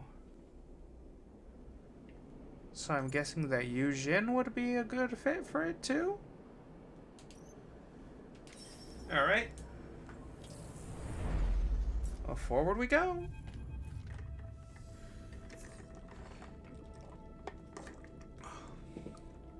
The headstream looms large in the cockpit window as it comes to a stop. I can't believe you talked me into this, Seraphim sighs. This is not a good plan. Convincing Seraphim to take Kirk out on his low-tech freighter wasn't exactly easy, but with the pit head on lockdown, there really weren't any options. A voice crackles over Seraphim's telephone, loud enough to hear, but quiet enough that you can't pick up what's being saying. What are they saying? Seraphim glances back over his shoulder to you. They're telling us to prepare for docking. He swallows nervously and turns back to the console. Good. Keep him talking. You look behind you to see Kirk floating by the doorway. Seraphim flicks the comm switch and begins speaking to the low-tech ship. thanking them for responding to the distress signal, trying his best to play the part of nervous trader stuttering, suffering an engine failure in the debris field. Kirk jerks his head for you to follow him into the corridor, and you unclip from your seat and float out behind him. If it's okay with you, I'm going to play the captain on this one. His flat stare suggests that he isn't asking for permission. Fine by me. Kirk nods. I appreciate it. Let me tell you how this is going to go. He starts moving down towards the airlock, and you follow as he talks. The headstream has been holding here cycle after cycle, while Whispering tried to quash our little rebellion. He smiles at the idea. Now the blockade is in effect, well, they'll have to hold out for longer still, while the message from low-tech operations get less and less frequent. He stops by the lockers, swiping his low-tech uniform for an old flight jacket. This is a ship full of tired, unhappy, underpaid, and underfed workers who both arrive at the airlock. We just have to nudge their anger in the right direction. There's a hiss as the airlock cycles. Low-tech are coming on board. Kirk catches your eye and gives you a wink. The airlock doors scissor open, revealing a drained-looking low-tech captain, flanked by security officers. Lambert, captain of the Headstream. He presents himself immediately, but with little enthusiasm. We have been in communication with your pilot and our docking as requested to provide support. He looks between you and Kirk, his eyes lingering on you a little too long, no doubt taking in the strange vinyl skin, dark glowing eyes, and doll-like face on your frame. He directs his attention to Kirk. How fares your crew? Thank you, Captain. You notice the immediate change in Kirk, his deflated posture and softer speech. We're surviving as best as we can. But now that you've come to our rescue, he sighs and holds out an eager hand to Lambert. We are very grateful indeed. Lambert lengthily shakes Kirk's hand. Not to worry. The Low-Tech Syndicate takes its stewardship of Wellspring and the surrounding environs seriously. It is our duty to offer aid to travelers and traders alike. I'm afraid we don't have much to offer by way of supplies. Our stores have been depleted by our long post in here, but your crew is free to enter our ship and make use of its facilities while you make your repairs. Kirk continues playing the submissive captain, nodding enthusiastically and ushering a stream of thank yous. You feel like he's pushing a little, though Lambert only seems to be paying the minimum amount of attention to him. Suddenly he turns to you. Your pilot didn't mention you had a sleeper on board. Stay silent. Kirk quickly responds. Apology, they're such a good worker and quiet too. We sometimes forget they're even there. Price of your ship's in need of maintenance. You can borrow them for a few cycles? Lambert eyes you up more brazenly now, taking Kirk's lead as permission to indulge his curiosity. Yes, his eyes trace the tear in the skin of the forearm. Perhaps it could be of use of us. Kirk smiles. I will send them to speak with your crew. I'm sure they can direct the sleeper to appropriate tasks. Oh, they'd love that, Lambert jokes. They're a work-shy bunch, this lot. I'm sure they'd be eager for a slave. The words stay you on edge. Stay silent. We are happy to serve, kick bars. After all, we owe you our safety. Very good. Lambert seems to be suddenly bored or tired or perhaps both. Tell your crew they are free to cross the docking tunnel then. But remind them that no funny business will be tolerated. He smiles a sharp smile. I have matters to attend to. Lambert turns. See you later, Captain. And with that, Lambert heads back to the tunnel, still flanked by his two silent security officers. Kirk waits until he's out of sight to turn to you. Good. He lets out a breath. Well held, sleeper. I thought from the look in your eye you were going to knock him out. He chuckles. I'd love to. I bet. Kirk stares down the corridor. But don't you worry. We're going to pay him back for all that very soon. Kirk squeezes your shoulder. Should we go meet this crew? See what the opinions on Low-Tech's administration are? He smiles broadly. With a captain like that, I doubt they'll be very positive. Okay, so that's the rig. Engine room. Headstream drive control, navigation. Payload ops. Okay, so what do we got? Just don't get caught messing with the tanks. Ooh, that is dangerous.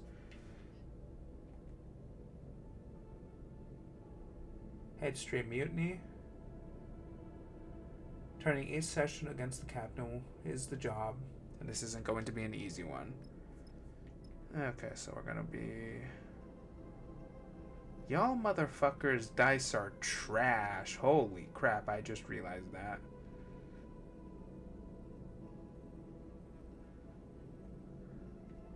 Falsified data.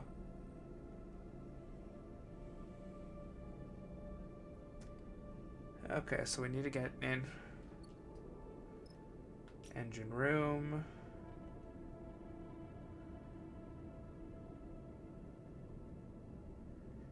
Okay, so we want to engineer. So you know what? Okay, so we're gonna get... Okay, alright, so what do we want to do? So we go over here.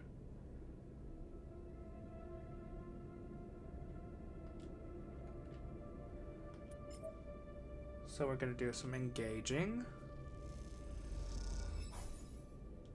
So we got operations support.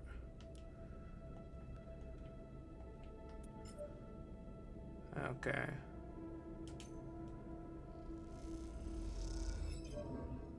Shit.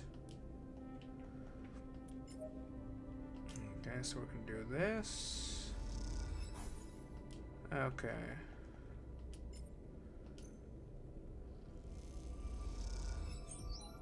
Alright. So that's 100% probability.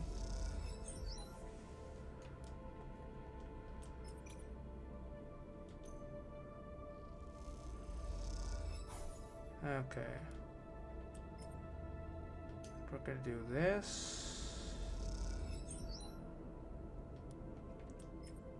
That's a 50% neutral, 50% negative. No, we're not gonna risk it. So we're gonna go back here. We're gonna re-roll dice.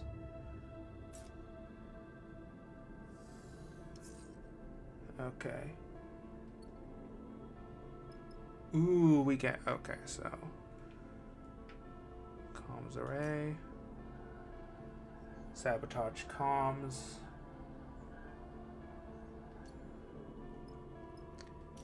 Okay. Oh my fucking god, I just realized I have such an awful... God damn it.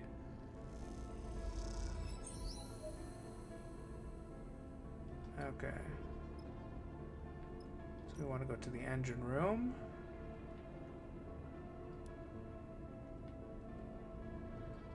Okay. Come on. Engineer support.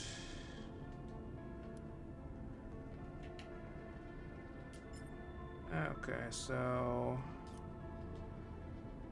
You know what? Fuck it, we're gonna do this.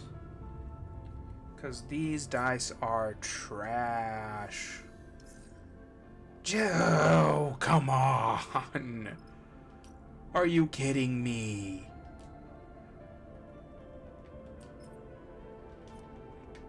Okay.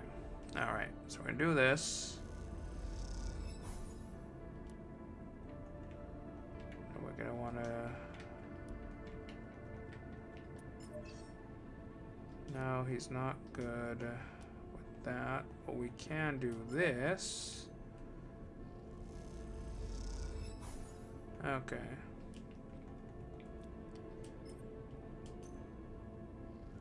Come on, don't fuck it up, don't fuck it up, don't fuck it up. Shit.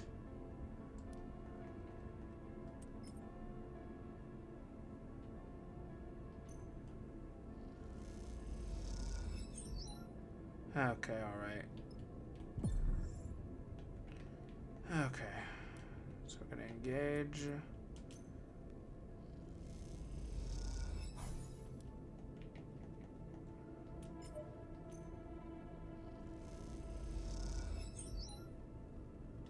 Okay, alright. Distress beacon. The captain has triggered the ship's distress beacon.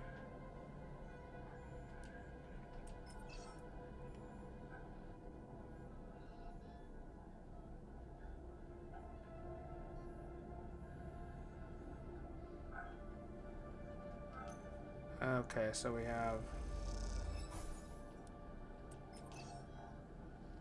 Okay.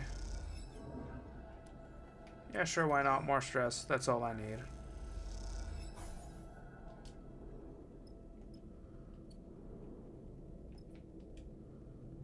Okay.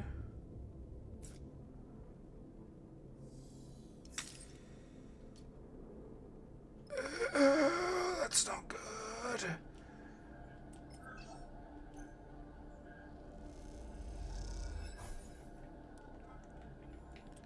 Come on, you've got to be kidding me. Holy shit, this is going to go badly.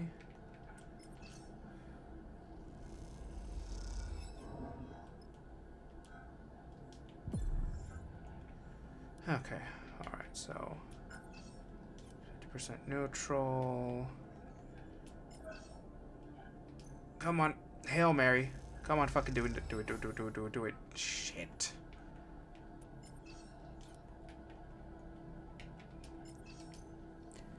Oh god, this is going to go terribly. Okay, alright. Okay, alright. This is so utterly fucked.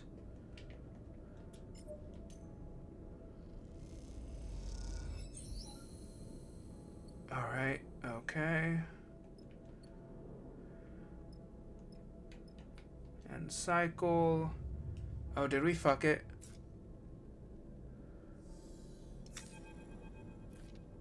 Kirk rushes into the bay. It's all kicking off, sleeper. Lambert's lost control. He guides you towards the headstream, a ship you become surprisingly familiar over the past few cycles. And but its twisting corridors. Perhaps it is the influence of getting to know the crew, and their complaints about Lambert and the Syndicate.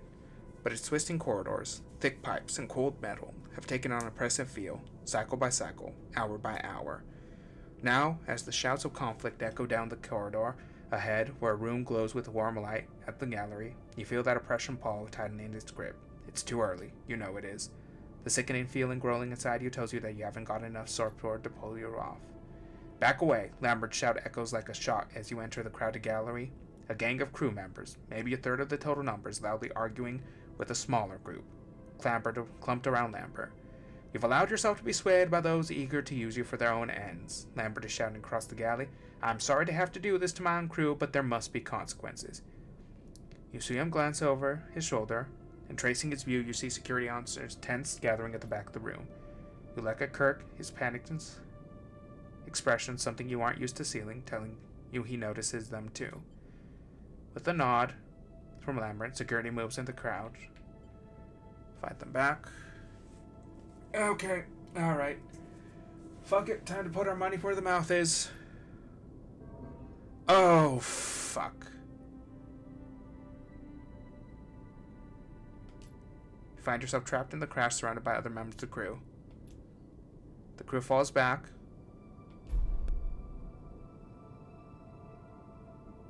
Some serious damage.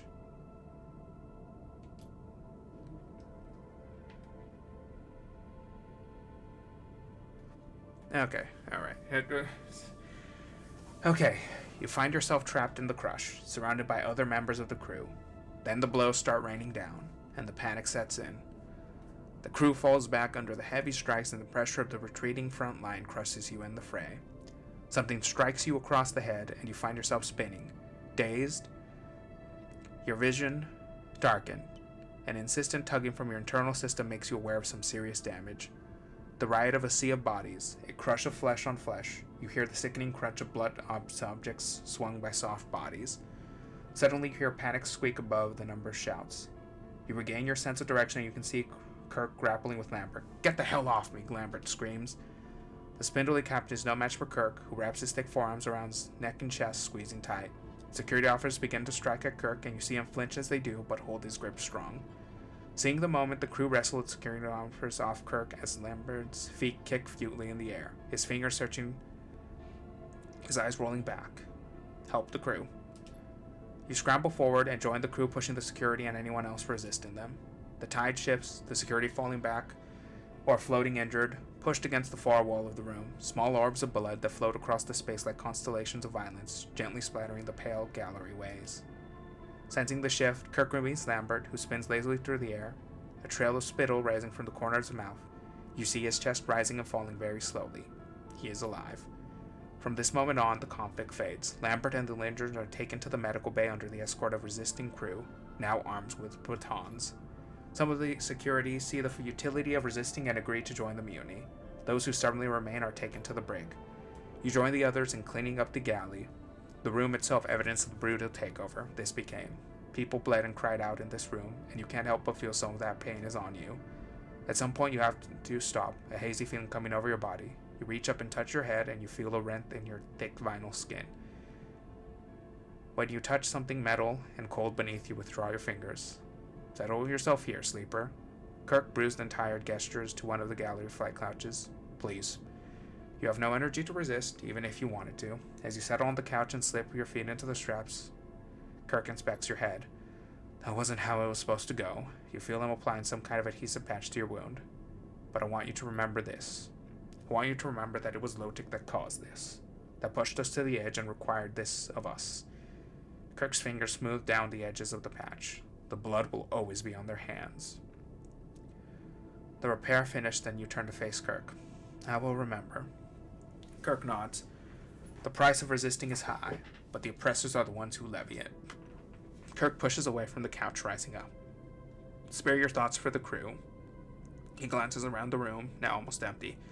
It is their struggle that lies ahead, handling this ship and the role it must have in the blockade.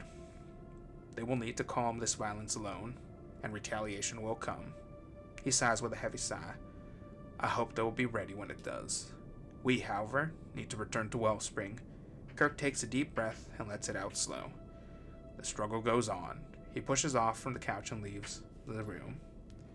You take a moment before you follow, taking one last look at the gallery. A few crimson stains still dot its walls. You hope this was worth it. Okay. The contract is... Well, there's no... Nope. Sabotage comms.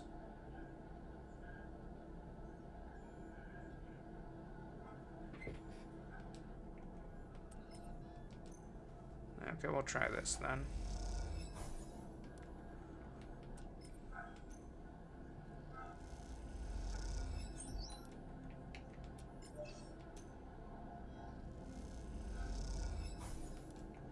Now we just want to make sure that things are...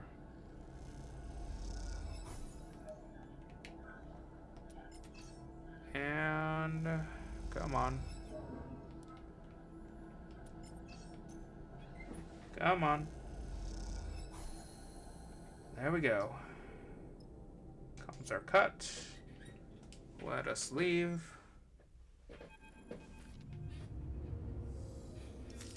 The cut thrums with tension. The steaming city and its brash inhabitants have quieted, not to silence, but to the low rumble of conversation.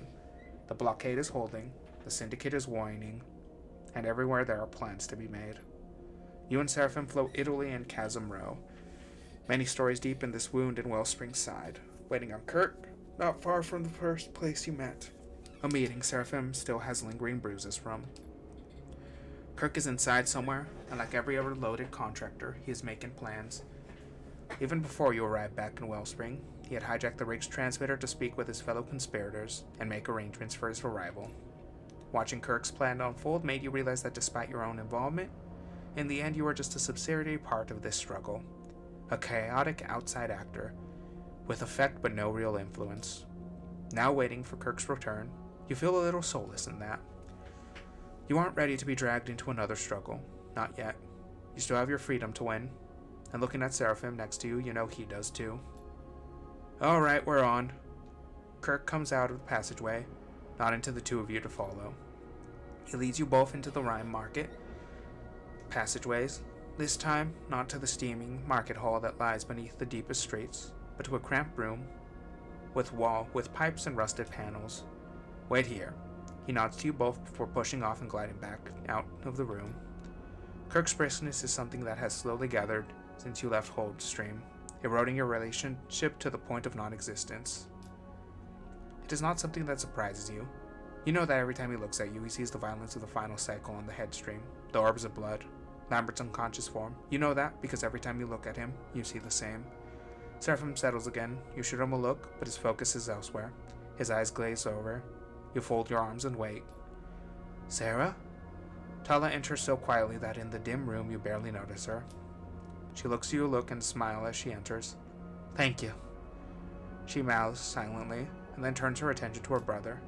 Tala, Seraphim says her name like a sigh, like an exhale. He's shaking his hand, eyes already shining with uncomfortable emotion. She rushes across the room, flying into Seraphim at speed. They embrace softly, spinning in the dust and dark, their fingers dug into each other's backs. They separate a couple of pristine spears of briny tears spinning away through the air as they do. You're safe, Seraphim nods, taking a breath. I'm safe, she smiles reassuringly, settling him. And in this settling, the gestures of care, you see a whole network of signs and secrets. Tala is the calm to Seraphim's storm, the big sister who eases his heart. She looks him up and down. You are so big, Sarah, she laughs at her own statement. You've grown up. She tries to make it sound approving rather than patronizing. You're just the same, sister, Seraphim shakes his head. Call me big, but making me feel small. The moment the statement leaves his lips, you feel a chill in the room, and you aren't sure if he meant it. Tarfa flinches a little, hurt but not wanting to show it. I came to find you, Tara tries again. I needed to find you. Seraphim looks torn, and you see him in something you have come to recognize, the slow and careful raising of his defenses. Why now? He looks away. It's been a long time, Tala. Mom and Dad finally decided they want me to come home. A ripple of emotion runs through Tala, one she can't hide. Sarah, after you left, they're gone. She sighs. I thought you would have. She struggles to find the words. It's been a long time. It has. Seraphim has his face into a stern look of control, but you know he is raging inside, and in that moment, you feel close to him than you have felt. You feel closer to him than you've felt in a while. Tala folds her arms, trying to regain a little control of the exchange. It's good to see you, Sarah. So good. You know what is coming, and you see Seraphim brace for it too. But I can't leave with you, she looks pained. This isn't easy for her either. Seraphim can only nod, a dulling acceptance washing over him. I want to find you, and I have, and I can see you are strong and well, and... She shoots you a glance. You have your life here. But the people here, the other contractors, they're the ones who found me, who have kept me going since I ended up here desperate and alone. She smiles warmly. It's not that I owe them, it's that they're my family too. She gently places a hand on his shoulder. I know you understand this, she smiles at you. We all find our families out there. Seraphim smiles a rare smile, his eyes wet. We do, sister. He embraces her again. They separate, and Tala turns her attentions to you. I know you will take care of my brother, Sleeper, she smiles. I saw it in your eyes when you came to the pit head. She approaches and puts a hand on your shoulder. I can see you are building something of value in that ship of yours. Thank you. She nods gently and takes her hand away. She folds her arms again, her sense of control remained returning. There is wisdom and experience to Tala that brings a certain calm to you, and you feel that now. Will you two be staying here for a while, or... Tala looks between you and Seraphim. Seraphim cuts in before you can answer. Not long, he smiles. We have our own freedom to find. Tala nods. Just be aware you're free to pass the blockade, but after that, Wellspring is going to be locked down for a little while, at least until Kirk can establish his council. Next time you come, she smiles proudly. This will be a very different pace. Hearing Tala say this, you suddenly see the authority in her, and you realize that one of those council seats may well have her name on it. You look between the two of them and realize they have years to catch up on, and they'd probably rather do that without you watching. You nod to them and slip out of the room a moment later, a lilting conversation starting in the moment you leave. As you follow the twisting corridors back up to the chasm row, you smile to yourself at the thought of Tala and Seraphim, reunited at last. You hope this whole adventure makes Seraphim a little less moody, even though you know deep down it'll probably make him worse. On your way to the rig, you pass by a tired-looking Eugene. We heading out, he signs? Because I'm not sure I've got an auto-lit wrist. Another chit left to wager. How much did you lose? He squints at his fingers for a second, making calculations. Too much, he shrugs. I strap myself in for a nap. Disappears into the berths. Later in the cycle, Seraphim quietly comes back to the rig. He immediately settles himself in the cockpit and starts running diagnostics on the engines. He looks up as you enter and shoots you a smile. Good to see you up here, Sleeper. I'm getting ready to head out. How are you doing? I'm good, Sleeper. Really good. He flicks a sequence of switches. Sleeper, Seraphim turns to face you. Thank you. He smiles. I appreciate you bringing us all the way out here. I won't forget it. I'm glad. He smiles. Gotta say, it was nice to see you getting to meet Tala after all this time. She found a place here, and I'm really happy for her. He looks away, out of the cockpit windows at Wellspring. She always was the responsible one. I was always the one running away. I guess some things never change. Seraphim quietly watches the diagnostics complete, a subtle smile on his lips. One thing's for sure, we've been here too long. Seraphim meets your eyes. And have been seen by too many people. Wellspring may be far out of Utsobo territory, but I'm sure Lane will find a way to reach his nasty claws out here. Given enough time, let's not give him the chance. Hey guys! Bliss's voice echoes up the passage into the cockpit. They lean in the door, looking between the two of you. Two contractors just dumped a load of fuel outside of our ship. Said it was a gift. You and Seraphim look at each other. Got to be Kirk. Seraphim gets up. It's either a thank you or his way of telling us to get going. Seraphim kicks off and glides out of the cockpit. Hey, so... Bliss smiles. While you two have been busy, so have I. I've been looking at the rig's drive and I reckon it's due an upgrade. We'll need engine components. Quite a few, so keep an eye out. Shipyards tend to have a good place to look. Thanks, Bliss. Bliss winks. Anytime. They sigh. Better go help Seraphim with that fuel. As Bliss leaves the cockpit, you find yourself lost in thought, considering your next steps. While the ice, the expanse of Wellspring gathers below. You are free to leave the Wellspring. You now have a HasNav unit installed, and it will be through debris belts on the belt map. Okay. So the first thing I want to do is I want to rest and fucking recover, because holy shit. I have so much stress accumulated. This needs to go.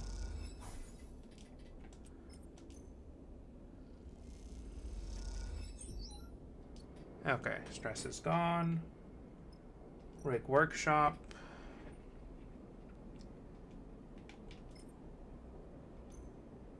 Dice repair. And we're going to repair another dice. And there we go. Okay. And I am starting to feel... Yeah, I need to go to the bathroom, so give me a quick second. I'm gonna put myself on mute for a moment.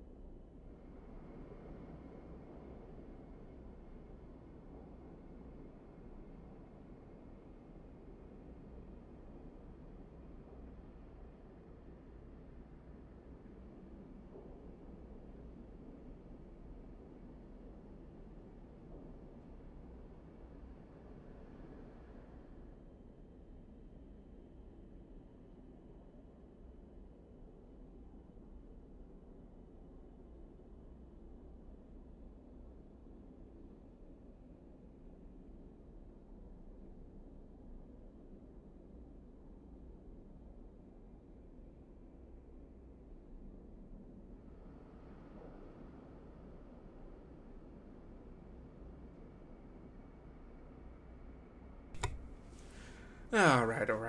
I am back. And what was I doing? Alright. We're gonna get supplies. Nope, we already got maximum fuel.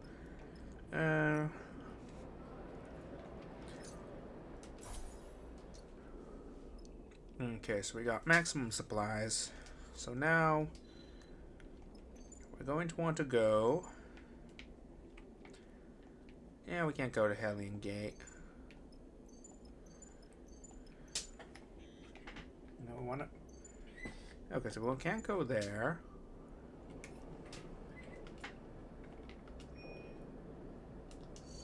Okay. So we want to do.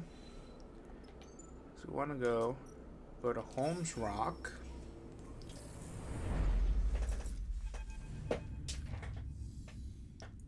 The ray glides safely through a debris cloud, the cockpit empty apart from you and Seraphim. So, Sleeper, I've been thinking. Seraphim gives you a sly look over his shoulder. I've been thinking I'm sick of running. Me too. I mean, even if we want to keep going towards the way we've been, we've run out of the belt. Beyond Wellspring, it's mostly rocks and emaciating scavengers. And, well, I'm a city boy at heart. But not only that, Seraphim meets your eye. We've been building something here, Sleeper. The crew, this ship. He smiles. Hell, we just got this Hasnav suite for free. He thumps the new unit atop his flight console. What I'm asking is, how do you feel about taking Lane hot? Tell me more. You've seen what's been happening in Wellspring with Tala's doing. He shakes his head. Kirk's is a fool, but he's on to something. Get on the inside, organize, undermine. That I can get on board with. I like the sound of that. I bet you do. Seraphim smiles. He's enjoying this. Just think about it, Sleeper. We find a way back onto Darkside, quietly. We make some connections. We start something running. He thumps back to his console. It'd be one hell of a thing. Utsobo are ruthless. The way they run Darkside, there's got to be plenty of people fed up with them. Seraphim shrugs. And they've gotten worse under Lane. Worse since they pushed the other gangs out. You smile and shake your head at how you feel. Seraphim can bounce back when he wants to. And as you do, you can't help but consider his plan. Look, maybe it's crazy, but we need a safe harbor either way. I've got a connection in the scatter yards. He'll tuck us away, keep us quiet from everyone. You see Seraphim has his coin in his hand, and is turning it over between his fingers as he speaks. If we want, maybe he can get us into the dark side. But even if we don't, it's a good place to rest up and make a plan. He turns back to the controls, deal with the rapid beat from the new Hasnav unit. The scatter yards. You've heard of them. They have a reputation as fiercely independent set of shipyards. Just steward of Darkside. A hiding place right on...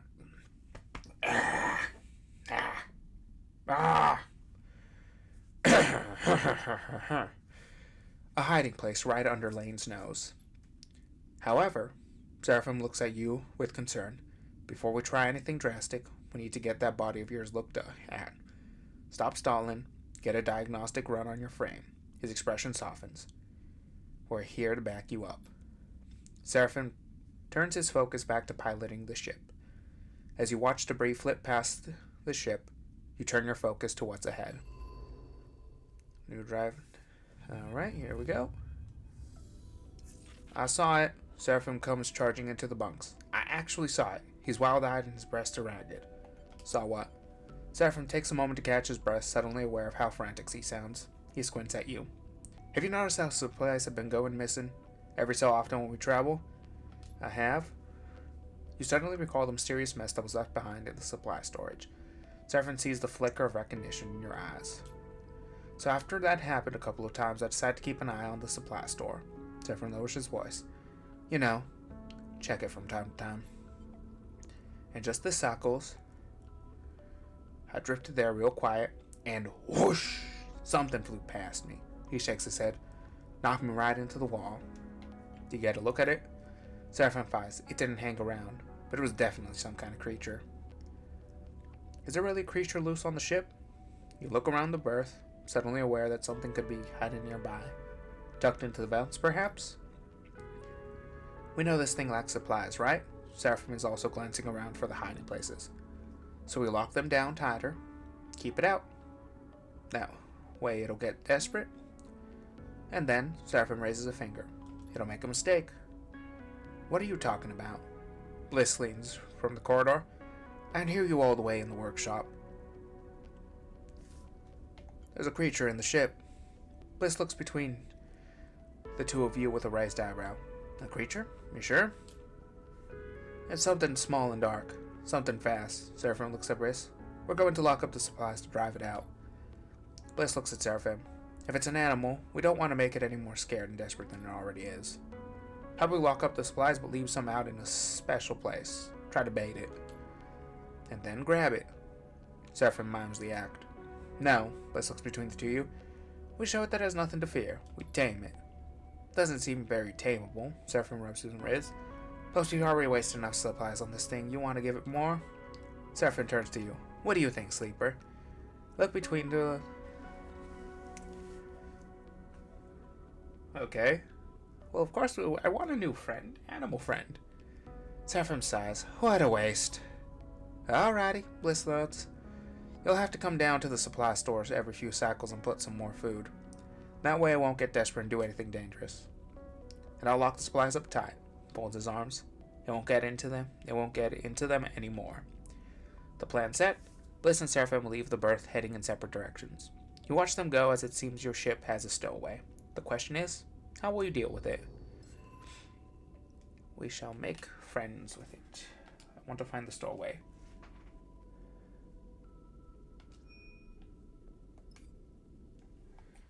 Okay, so no, wait, that's not what I wanted. Which button? Ah, yes, there we go. We have 4 points available. So... Now wait, oh, Jesus Christ. You know what? We're going to expand engage, because engage is our best stat. Wait, no. No, shit, that wasn't dirt, god damn it. Ugh, I'm an idiot. Rip. Okay. So what do we want? Debug the array system. I mean, this is trash anyway, so we might as well try. Oh, hey, we got a positive outcome. Okay, so we're going to go... We're going to go over here. And we need 36. So we're going to...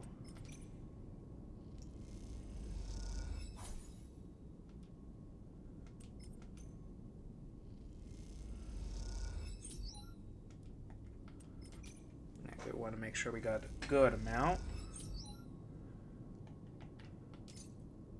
So we're going to fly... Okay.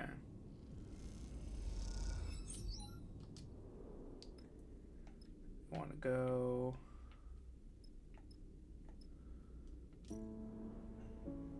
buy supplies. How much do we need? We need 20. Okay, that's not too bad.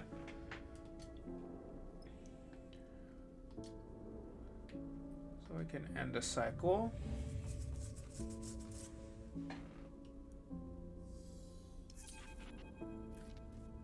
Sleeper, you got a moment. Eugene finds you in your berth. I've got news about the Aphelion.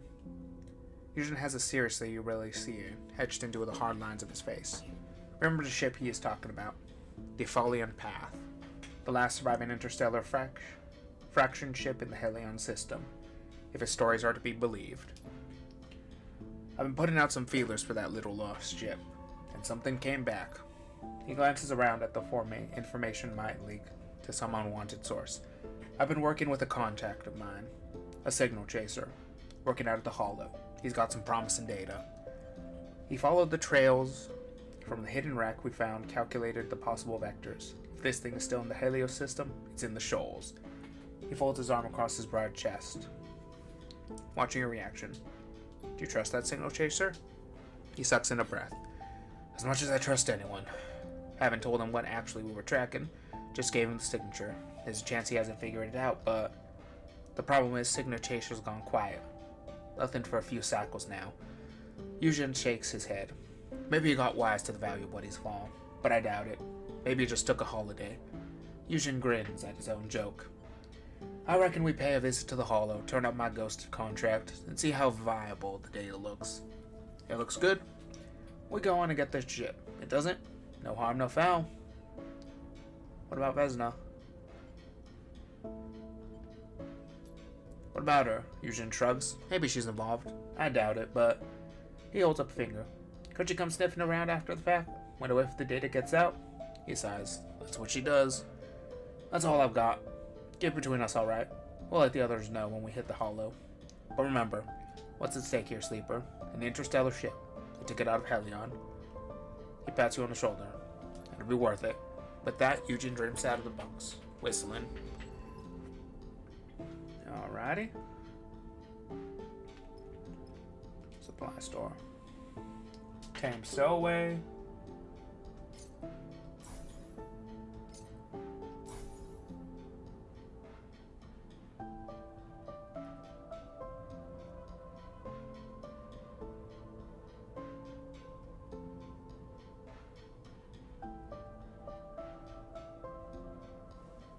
Okay.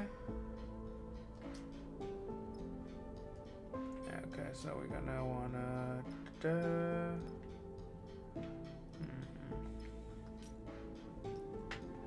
Okay, so we're gonna help offload.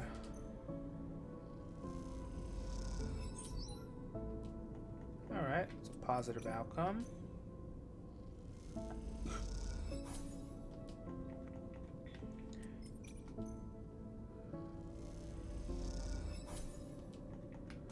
Make some money.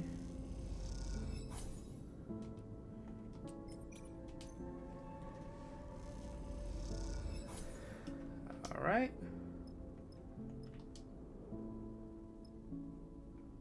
Okay, so we're gonna end the cycle.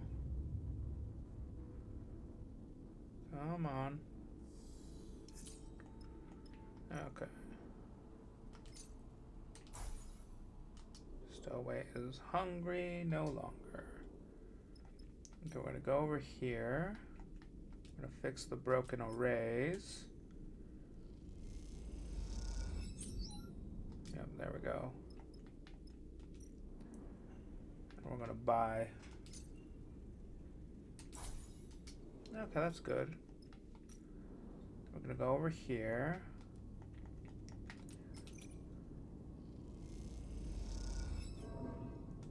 Well, that's not what I wanted to see. Well, we don't have to worry about that now.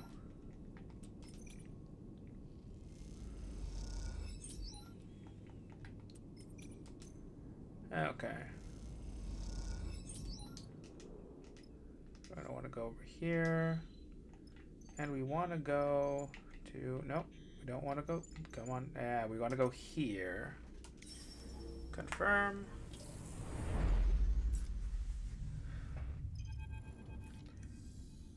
Helion's gate hangs over the rig. Its corroded arches resemble the dislocated vertebrae of some vast, long-dead serpent. That's one big ugly scrap pile. Seraphim whistles from the pilot seat. Solheim didn't build them strong. It's kind of beautiful. Sure, Seraphim waves a hand to the gate. In the morbid kind of way that dead things are. Got to be big if you want to fit every ship that visits through the system through it. Bliss cuts in from the back of the carpet. Impressive, really, building something so massive out here. Solheim like to impress visitors, sure. Seraphim leaves forward, looking for the best place to enter the structure. But they also like to scan entire ships and impound those that didn't enter through the gate. Seraphim catches your eye looking for some agreement. Not the most advisable qualities. Solheim was a curse to the system. Seraphim nods. Better off without them, that's for sure. I agree, but without them, this system would just be two gas giants and a load of rocks. No harm in recognizing it. You look out of the cockpit towards the gate. Its layers of systems and rooms slowly opening into the void. peeling away cycle after cycle to relieve the bones underneath. This is where Jean-Mi mentioned you might be able to find a location of a ship with a prime ship mind. Among the old ship and manifest and Solheim records. You look over the towered structures of the gate. This is going to take some work. Suddenly, a flashlight high on the gate catches your eye. A light turning on and off again for a moment. You lose track of it. Is this place inhabited? Seraphin raises an eyebrow. I doubt it. He winks and smiles. You open for a station beside a bar? I have a feeling you'll be disappointed. Unless we find an executive's old liquor cabinet. Blaze pats you on the shoulder and drifts out of the cockpit. Time to go see what secret the gate has left. Rig.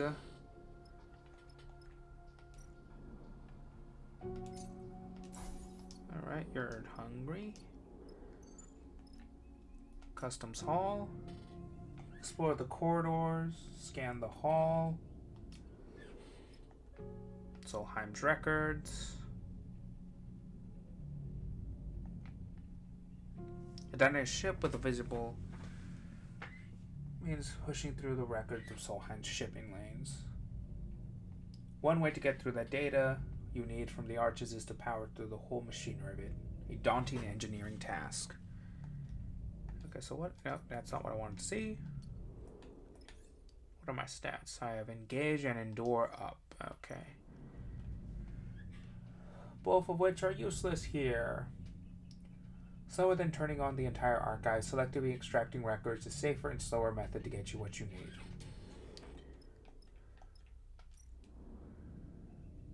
Intuit an interface, scan the hall. Once a bustling entry point. Was abandoned. The customs hall was abandoned after the collapse. With some careful analysis, you can find what was left behind. Dark corridors lead into the abandoned facility with no map and no one to guide you. Picking a direction and following is the only option. Okay, so that go down. That also go down.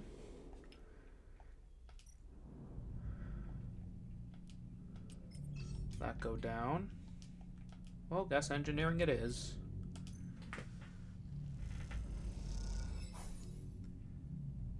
Of course it is. Come on. Why are you giving me... Okay. Alright, that's great, that's fine.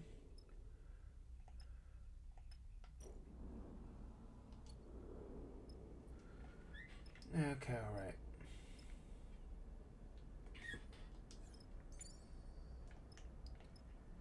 Okay. Make a meal. Okay, alright. So we want to do this. Neutral, neutral, neutral, neutral, neutral. Neutral. Okay, alright.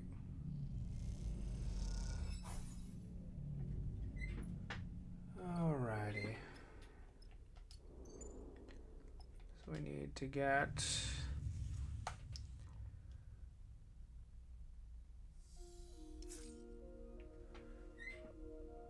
a hunt. Okay, alright, so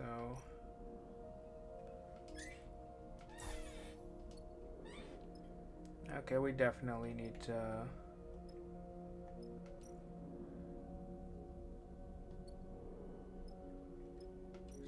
get some food in me. Okay, alright.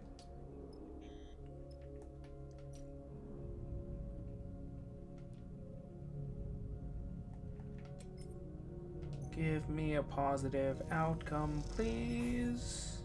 God damn it. Positive outcome. Positive, positive, positive, positive, positive, positive, positive. And it worked. In the dark and airless void of the archive, something flickers. You have been working in the dark, picking through the guts of corroded machines, skimming the data from corrupt memories, digging through a graveyard in search of ghosts. But now, with another flicker, this place begins to come back to life. All along the rows of benches, some of them crushed by fallen ceiling panels, Terminals begin to flicker into uneasy life.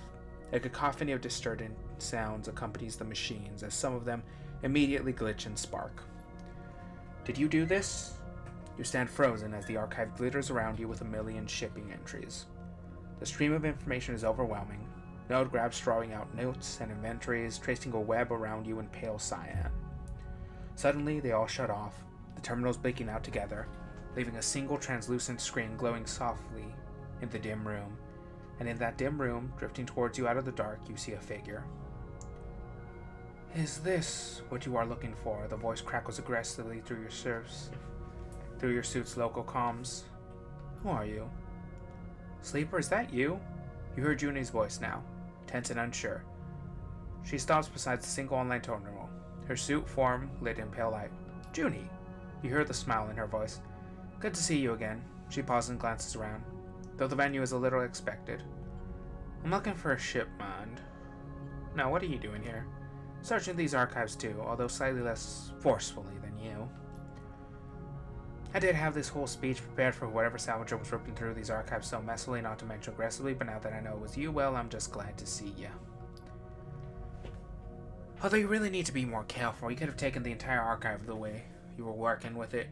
These machines are decades old. You can't just rifle through them like they were a scrap pile. I saw the pattern of your queries. A prime ship-equipped ship, still operational at the collapse, last located in the region around Hellion Gates. You can now feel how pleased she is from here. That about right? Nicely done. She nods. Will you expect anything else? That's why I did the hard work for you. Junie beckons you over towards the lone lit-up terminal. You drift over and see a single point, a faded transit trail behind it, sunward from the Hellion Gate. Something like this, maybe. She smiles and steps aside so you can see the screen. You check the info pane behind the map. Ship mined in use, abandoned by all hands after the collapse, tantalizing in reach. Something like that. She shrugs. Well, then it's yours. But Junie turns, and then the glow of the terminal meets your eye. The question is, what do you want for it? Explain about your body. You tell her what John Mee told you. About your shifting body, transformed by some unknown influence. About the need for a prime ship mind to house your emulator mind while he runs a diagnostic process. She's silent for a moment, unsure how to respond. I'm sorry, Sleeper. But I think I can help you. I want to come with you. Junie gives you a strong look. Do you know how often someone can get out one of these old Solheim wrecks? They're more trouble than they're worth. But contained inside, there's an entire history to uncover. I need that ship mind. And you are welcome to it, she pauses. I promise to help you get what you need and not get in your way. I know I can't force you or trick you into taking me. That's why I wanted to offer this instead. She indicates the terminal, still shooting the ship's final resting place. I hope that maybe if I help you find what you need, it would show that I can be trusted. I trust you. She smiles. Thank you for saying so.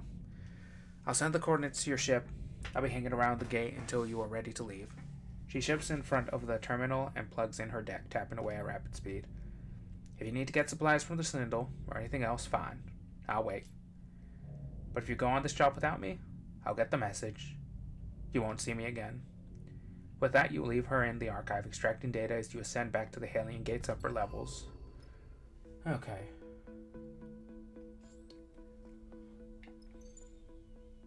Okay, but we need to get supplies, though.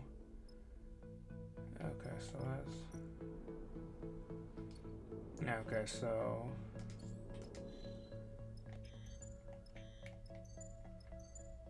Far spindle. Okay, alright. Go to the far spindle. And... Okay, so we need to get...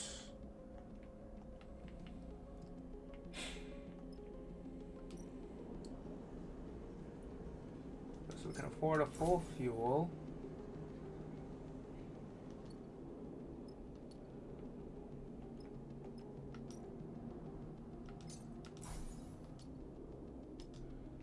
Okay, alright. So we need to go and we need to get...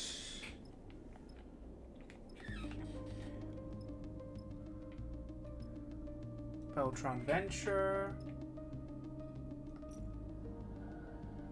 Line arrays. Nope, I am. We want endure. Process raw scrap. Buy scrap components.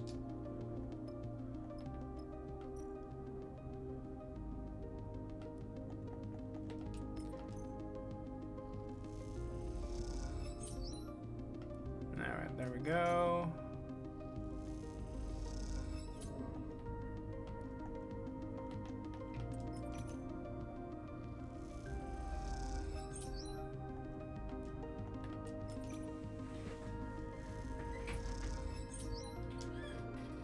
Okay, so we want to go to the my kelp cake.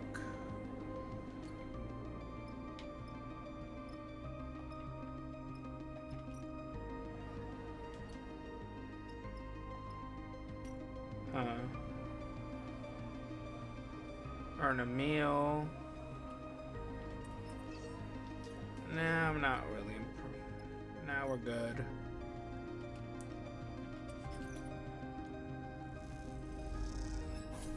Okay, so we got that.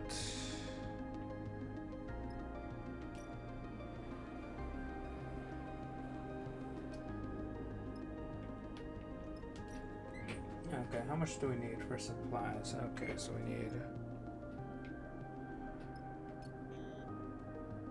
a rig and the cycle.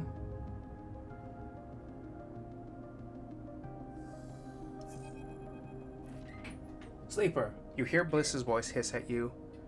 Pass through the room. Sleeper, you hear Bliss's voice hiss as you pass through the rig's central corridor. You have to come see this. You follow their voice and find them floating outside the supply store looking in.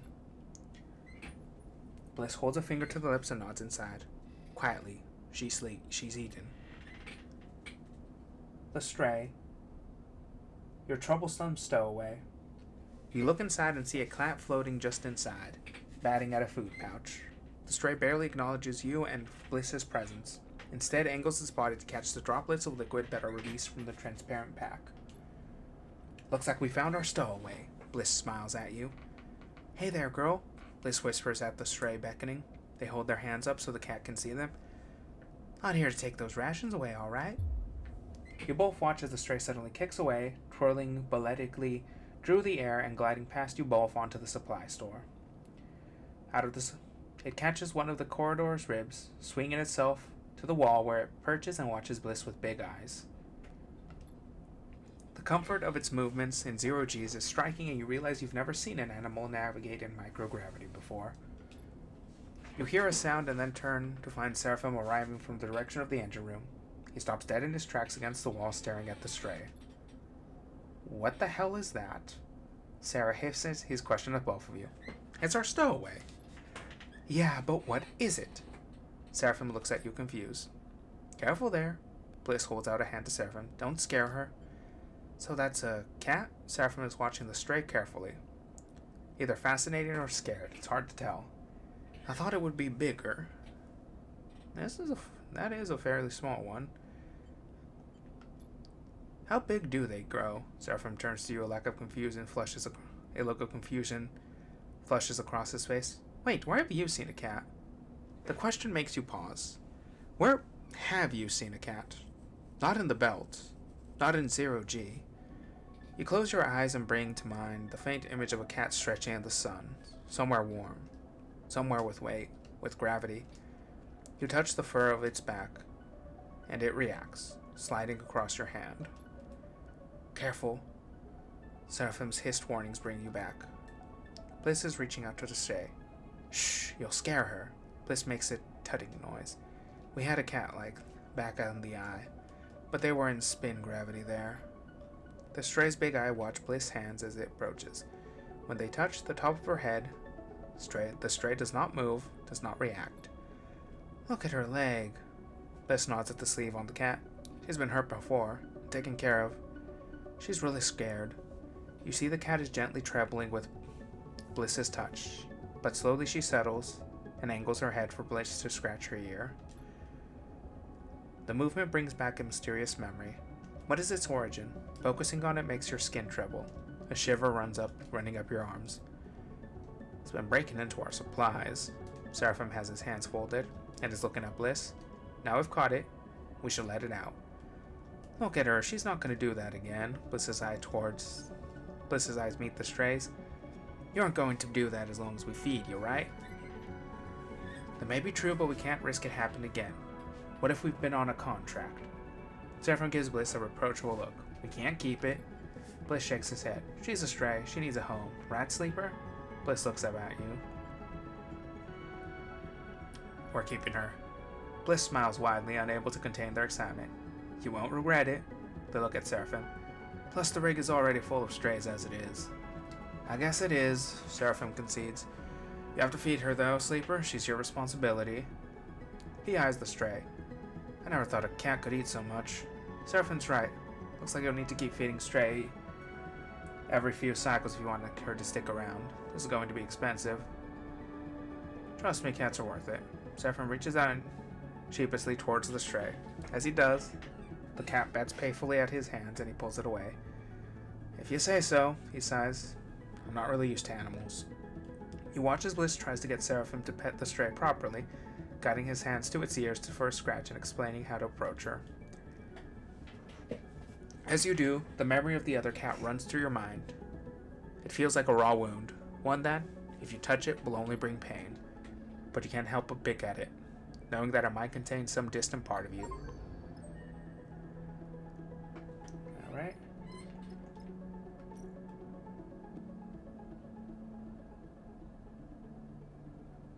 Now that you're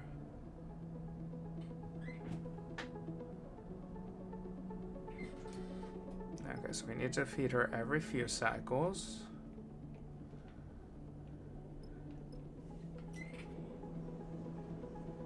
Okay, so we don't exactly have enough. Actually, now that I think about it, we can try to get some. Give us a free meal. There we go. Spindle's Edge.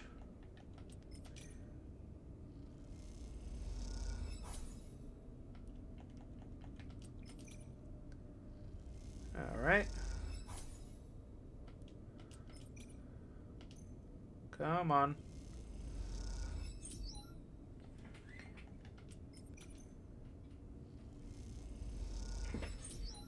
Alright, so we're gonna go up. Okay,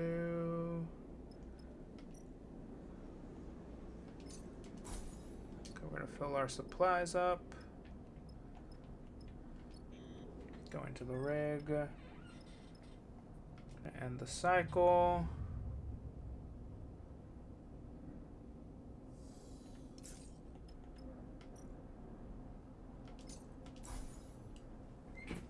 Stray fed. I guess I'll talk about the tracking.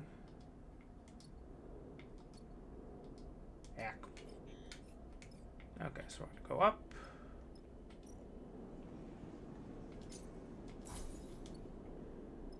Okay, and you know what? Let's first things first. Let's fill up.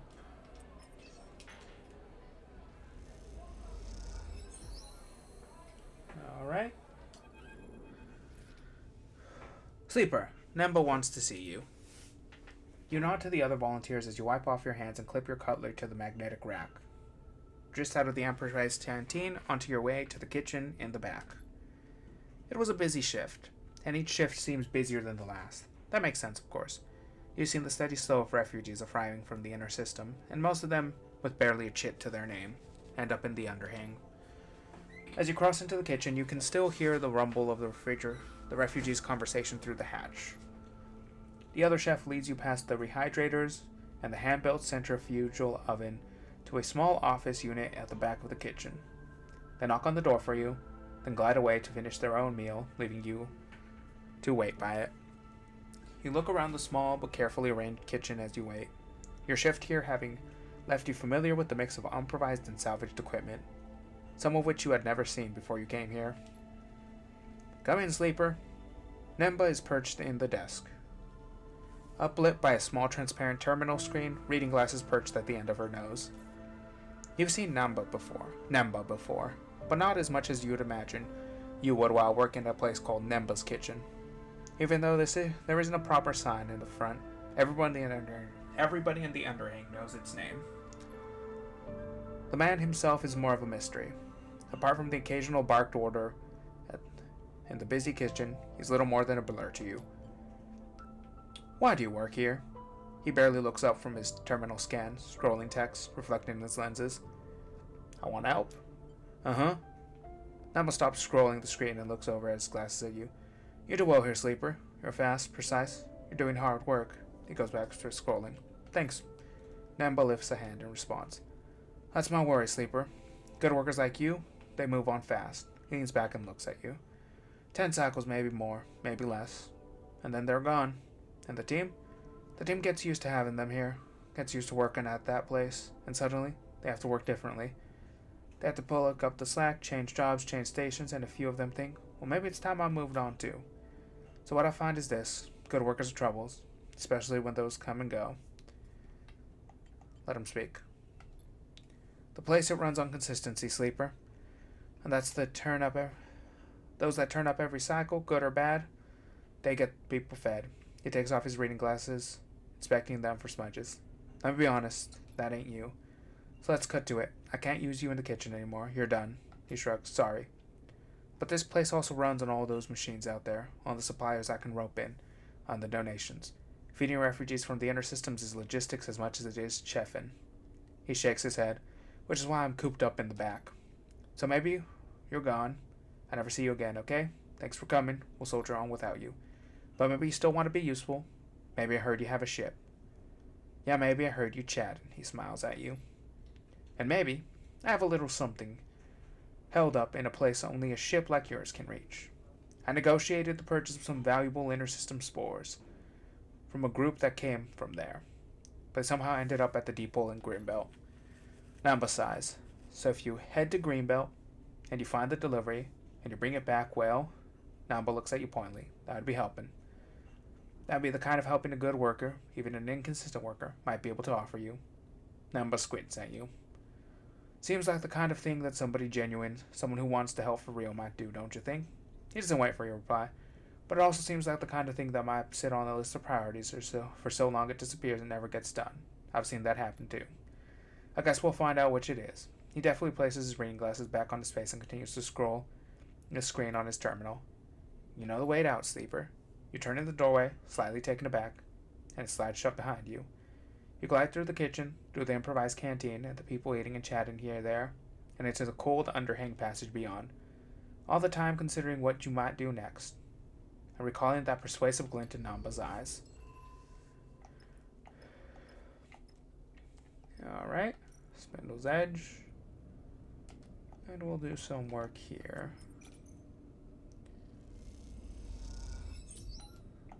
Okay, so I'm gonna get some credits. God damn it.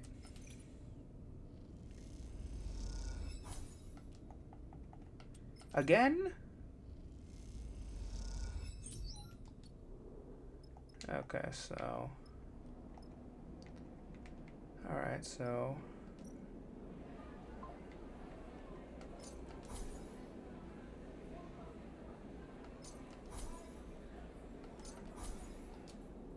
That would have been less expensive to just buy the Geyer's thing, wouldn't it? Rip. Okay.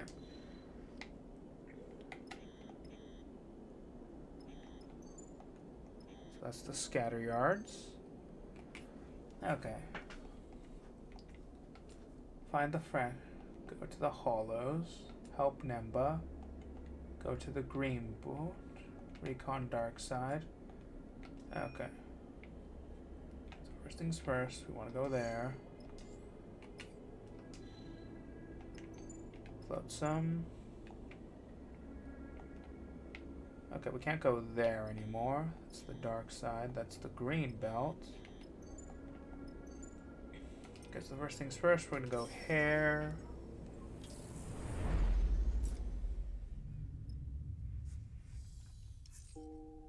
Okay, and then I'm going to go here. Confirm. I'm going to select you. Okay, you have... So I think we're going to need you. Yeah, there we go.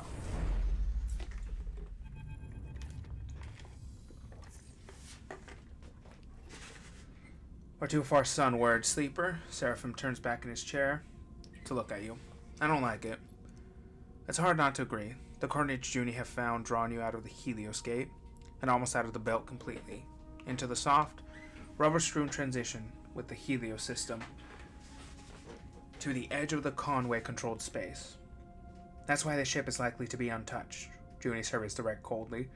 It's too far sunward for belt traffic to run into. And now with Conway drones patrolling the edge of the belt, it's even less attractive a salvage size. Lucky us. Junie eyes you, trying to detect if you're being sarcastic or not.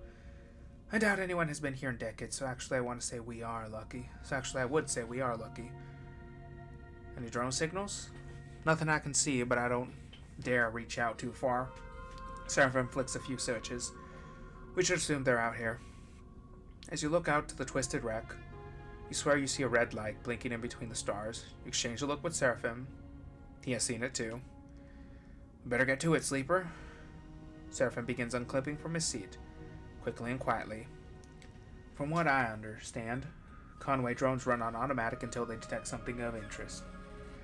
Junie unclips too. So long as we roar quiet, we don't have to contend with any operator.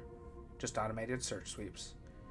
So if we are detected, we will be killed by a machine, not a person. Bliss shakes their head. I don't find that reassuring. They get up out of their corner seat, glide towards the back of the ship, and get suited up. You drift out of your chair and head towards the airlock, unable to shake the feeling of being watched. Being here is risk, you know that, but you need this ship mind, so no matter what happens, you won't be leaving here empty-handed. Okay. Alright. So we go to the isolator wreck. Extract ship data. That's what you're good at. Okay. Already is some stress. Lovely. Okay, so we're gonna go at you.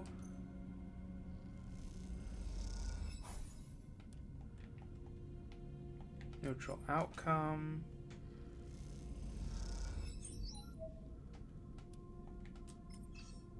I am trash at both of these things.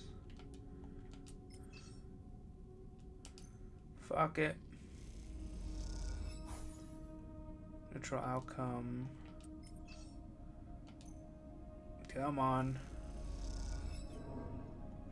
Rip. Right, so we're going to...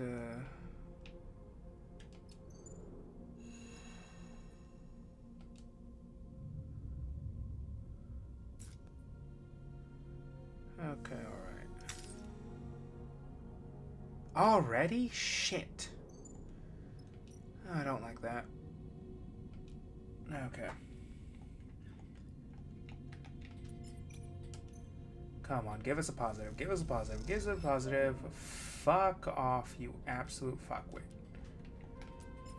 Okay.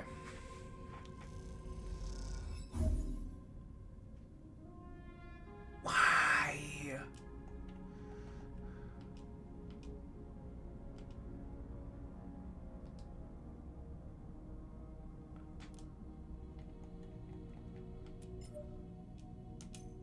Alright, come on.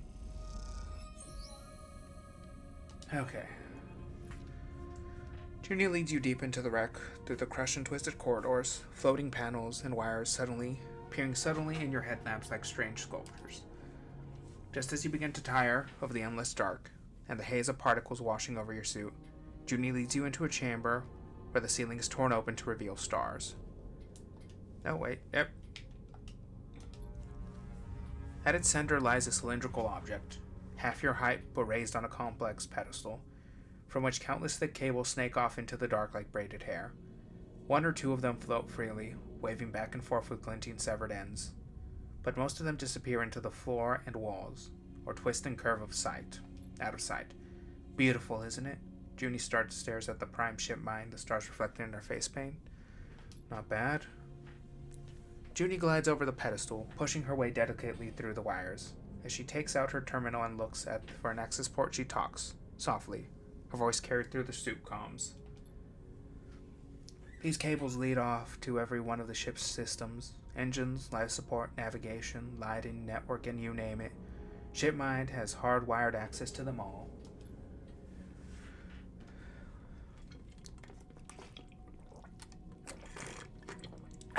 When an old ship like this was running well, the ShipMind would distribute itself, some of its protocols running freely in different sections. It would be less like a signal governing mind and more like a load of systems clumped together to form a complex living machine. Think of a plant rather than a being. A plant with incredibly rapid processing power and much more accelerated response time than your average tree. You watch as he finds an access port, slips a cable inside, slotting a translucent screen onto the top of the edge of her deck. Let's see here. Junie's screen fills with brighter scrolling data. Incredible, there's so much here. She has a few keys. I'll start copying this over. It's everything I need. You watch as Junie starts rapidly tapping at her keyboard, her attention sucked into the data screen. You wait quietly for the ruined chambers, watching the stars through his ripped roof. You can understand Junie's insatiable curiosity. These wrecks are incredible. Junie suddenly snaps out of her trance. Right, where were we? The ship mine. Let me check. As I thought. So like I was saying, the protocols inside the ship mine are distributed. So when the ship mine is shut down unexpectedly, the procedures are readily all contained in this unit. She places a hand gently on the cylinder. As is the case here, parts of it are trapped elsewhere. In the ship's system nodes, which is a problem. There's always a problem. Luckily, Junie turns back to you, smiling. You have me. If you rip this thing out now, parts of its programs elsewhere, it's probably going to destroy itself the moment we turn it on. It doesn't matter what we were going to wipe, the whole thing anyways. It'll be too late. The mine inside the ship mine will be broken. But if you find the nodes housing the distributed parts, power them up, then disconnect them, the protocols will be sent right back to the ship mine here, and we can take it out clean. How do we find the nodes? We either ask the cradle very nicely, or we spend the next cycle following those cables to see where they lead. I've got an incoming signal. Seraphine's voice suddenly cuts through the comms, urgent and nervous. If you're lighting up the systems and networks down there, time to stop. You hear a click as Junie disconnects from the cradle, and two of you exchange nervous looks, instinctively backing off from the ship mind. Suddenly, a faint red light glitters in the dark beyond the broken ceiling. You hold still. The moment stretches out, and you hear Junie breathing through the comms. The light flashes, pauses, and then fades. You take a breath. Too close. Conway drone, Junie whispers. Stiffen the network. We're clear, Seraphine chimes in again. I've turned off almost all the rig systems. We need to be careful. Keep network activity to a minimum. Understood, Junie cuts in. But we'll need to access the networks to get this thing ship mine out quickly. Then I hope you're feeling lucky. There's a click as Seraphine closes the lines. You and Junie look at each other again, and then at the ship mine, encased in its cradle, wrapped in cables. This isn't going to be easy. Okay, alright. Hack cradle, track cradle, cables. Oh, thank God, finally something I can assist with. Shit. Bless, you good? Nope. Absolutely the fuck not. Okay. Alright, so we got 100%.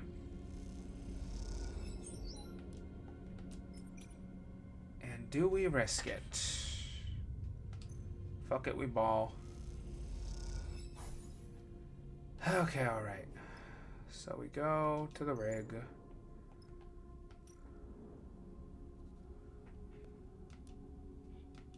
Shit. Okay.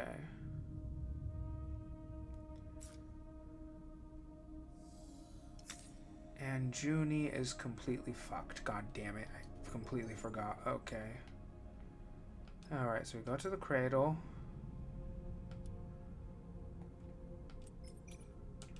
Come on. Give me a good one. Positive outcome, okay. Positive outcome. No, we can't. Wait, what's this? That is 25% positive, 50% neutral. 25% negative. Do we risk it? No, we don't risk it.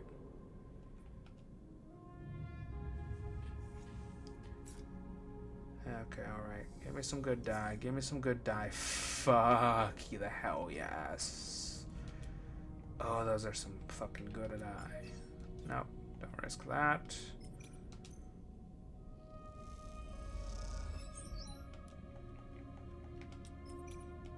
Okay, come on. And there we go. Standard node, port node.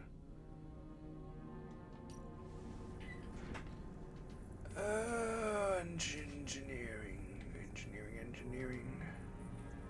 All right.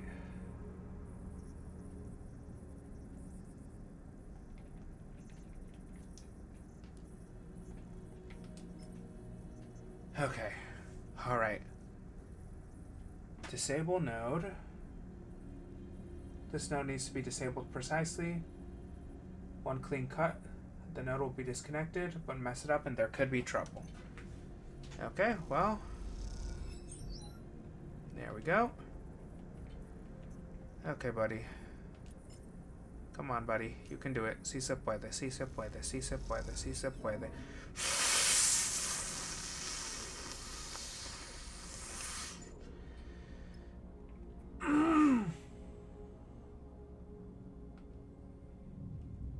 Okay.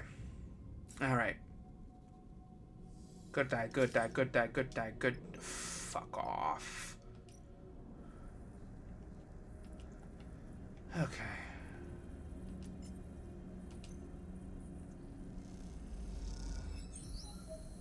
Please. Okay, alright. You got injured? No, we don't. Oh, that's bad. That's bad. I don't like it. Okay. Positive. Positive. Positive. Positive. Okay. Positive. Positive. Positive. Okay. Alright, we're good. We're good. We are good. Oh, thank Christ. It's ready, sleeper. Junie's voice comes quickly through the comms. You look over to her, floating beside the cradle, uplift by the pale screen of her deck. She gives you a measuring nod. You turn to the prime ship mind, now floating above its cradle. The final node's disconnected and the lock's released. You glide over and gently grab it, the worn metal casing gleaming in the light air, in the dim light. As you do, you feel a strange sensation of something moving around inside, like a creature in a box. The weight shifting this way and that under the pressure of your grip. It suddenly dawns on you that Jean-Mine plans to put you inside this strange device, to hold your mind there, while he investigates your body. The thought prompts a shiver. That drone's still sniffing around, sleeper. Seraphine's voice crackles in the comms. So if you have what you need, let's go. You feel Joni's hand falls on your shoulder. Come on, sleeper, don't overthink it. She pats you gently. There will be plenty of time for that later. You look up and see a faint red light glittering in the dark beyond the broken ceiling. Time to leave. Okay, alright. Yep, leave. Leave. Go away now. Arriving back at the Hellion Gate, as lonely as cold as it is, feels like a relief. There was a tension in the rig as you came back out of the inner system. A watchfulness for errant signals and glinting red beacons that choked the conversation. But now, floating in the comforting shadow of this vast ruin, the sense of release is palpable. That's one prime ship mine, condition unknown, retrieved. Seraphim runs the engine shutdown protocols as he speaks. I'd mark that as a success. Agreed, thank you. Seraphim waves away your things. We're a crew, we work together. Sleeper, can I talk to you? Junie asks from the back of the cockpit. Of course. Sees you out into the ops passage, tucking herself against the wall. She looked small, even in this compact space. Thank you for taking me with you. Hoppa proved I'm trustworthy. I never doubted you. That's nice to hear. She smiles at the floor. Thank you. In my time here, in the Belt, I haven't found it easy to make friends. She falters, tripping over her words slightly. But you, Sleeper, well, I hope you consider me a friend, at least. I would. She can't help but smile. I'm glad. Then I would like to ask you something. She pauses. Would you consider taking me with you on the rig? She blurts out, and then before you can answer, I think I would be of help for your diagnostic, and in the meantime, I can take a look at the ship, mind, make sure it's ready, and... Yes, Junie, you can. She stops, speechless. She looks down at her hands, and then back at you. Okay, she smiles. Thank you, She looks down again. I'll find a bunk. Then she quickly glides down the corridor, before you can say anything further. Another stray collected. Seraphim puts a hand on your shoulder. Quite the refuge we are building here. He gives you a sly smile. We need her. I don't doubt it. Seraphim squeezes your shoulder. Let's get that ship mind the float sim. I'm sure Junie would prove herself there once again. He smiles and pushes off from your shoulder, gliding towards the engine room. Look towards the bunks, but Junie's already out of sight, likely unpacking already. The ship is getting a little crowded, but you're starting to realize you like it like that. At the very least, she'll prove invaluable when you get to the float sim and have to deal with Jean Me. Perhaps she'll even have a raid on the old man. You pause for a second, appreciating the warmth, the hum of the rig and its inhabitants. The ship, you think, is starting to feel like home. Okay.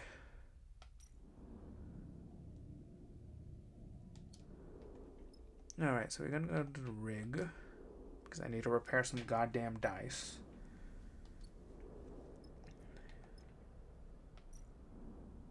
Oh, goddamn it.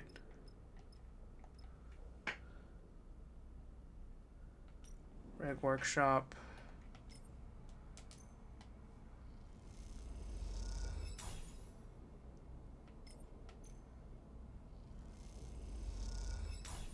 Okay.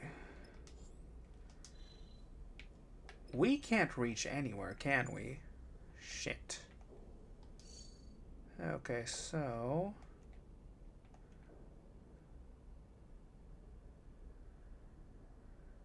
Huh.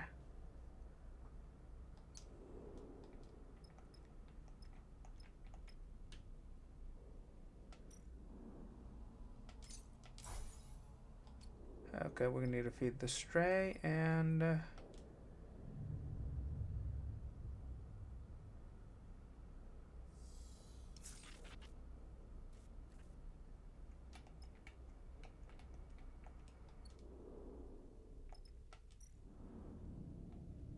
explore the... Yeah, sure, why not? Yeah, about expected.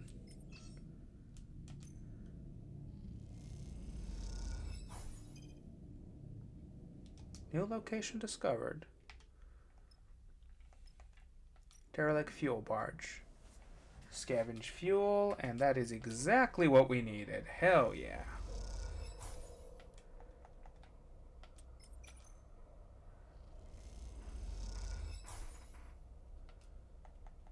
Okay.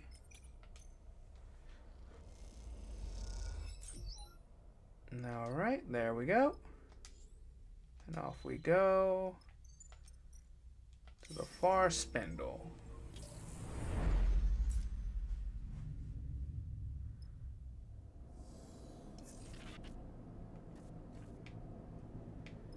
Okay, so what are we gonna do? We wanna go over here.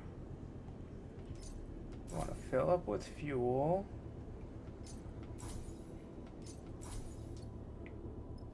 So we wanna go down here.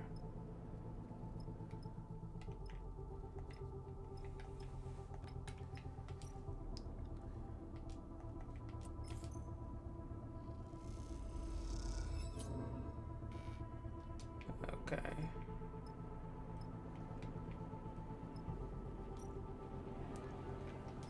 Have enough for a kelp cake.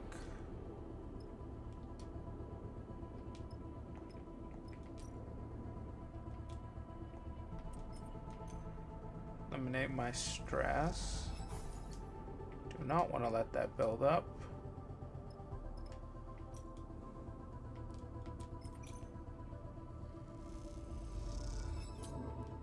Yeah, that was about expected.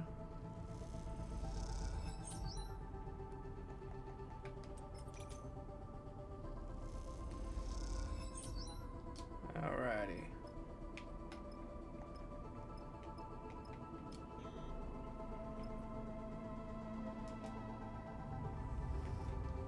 Okay.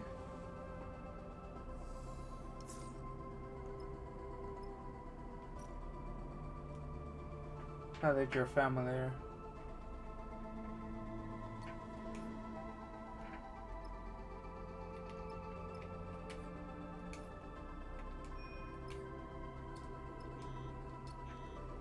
Actually, I want to feed this stray one more time, just make sure.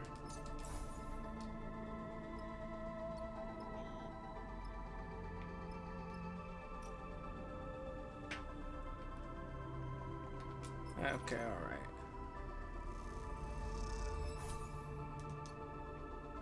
Okay, got some food.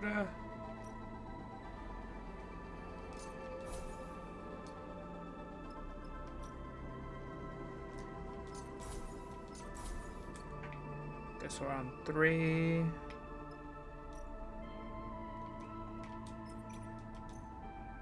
And there we go.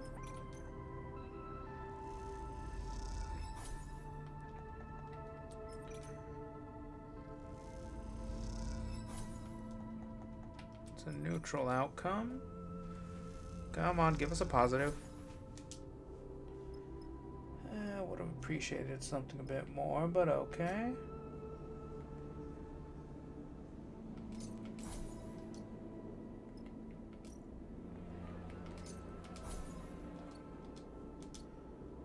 Okay, alright, so we're gonna end the cycle.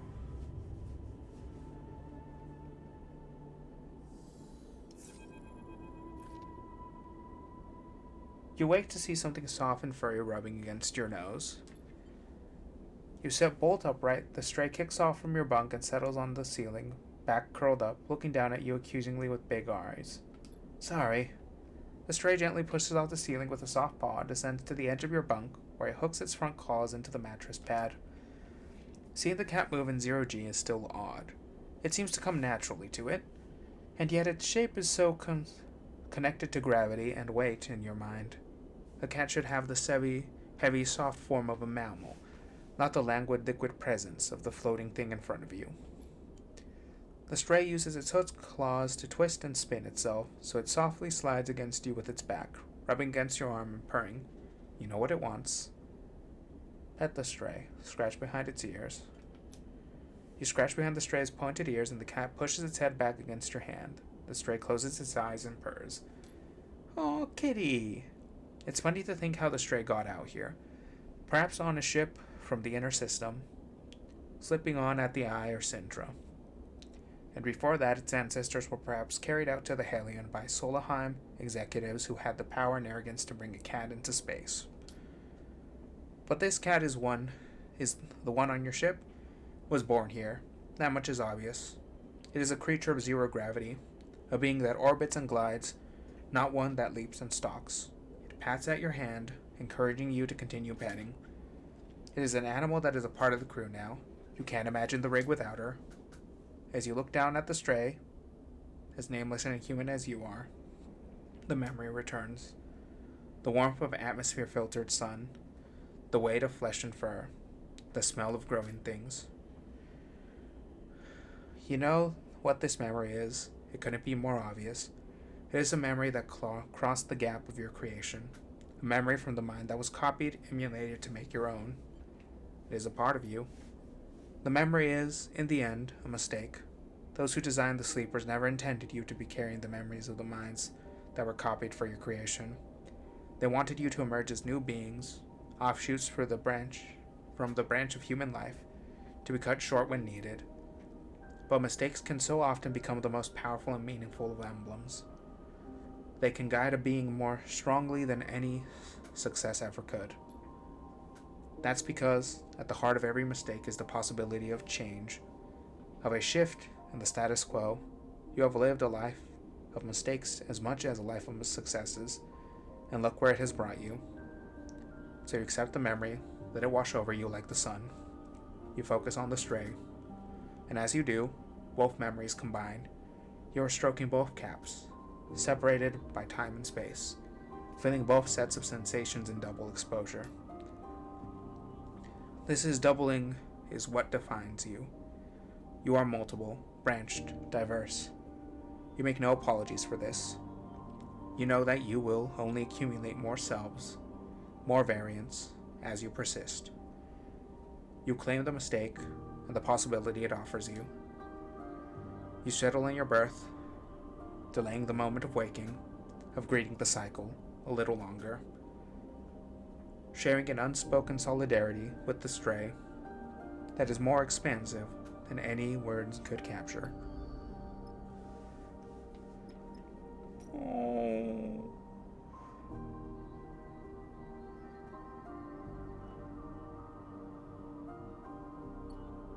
Kitty.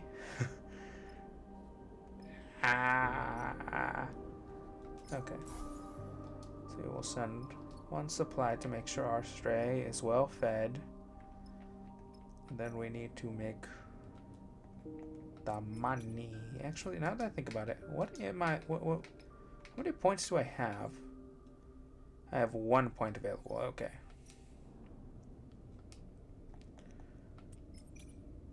No, let's not deal with that.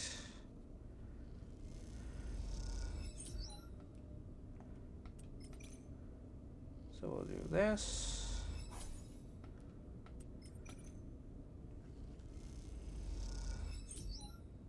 All right. Buy scrap components. Oof. Huh. I was hoping that would have been a bit better, but okay.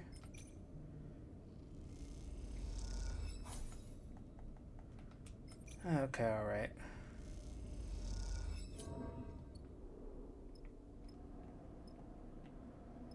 Okay. Black kelp cake.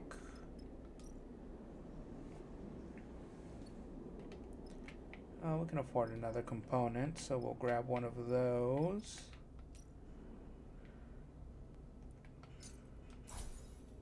Alrighty. I'll go into the float some. Alright, here we go. It's you. A familiar voice echoes down the tunnel behind you. You turn the passage to see Fermi towering over you. He shakes his head. This just keeps getting brighter. Been a while, Fermi?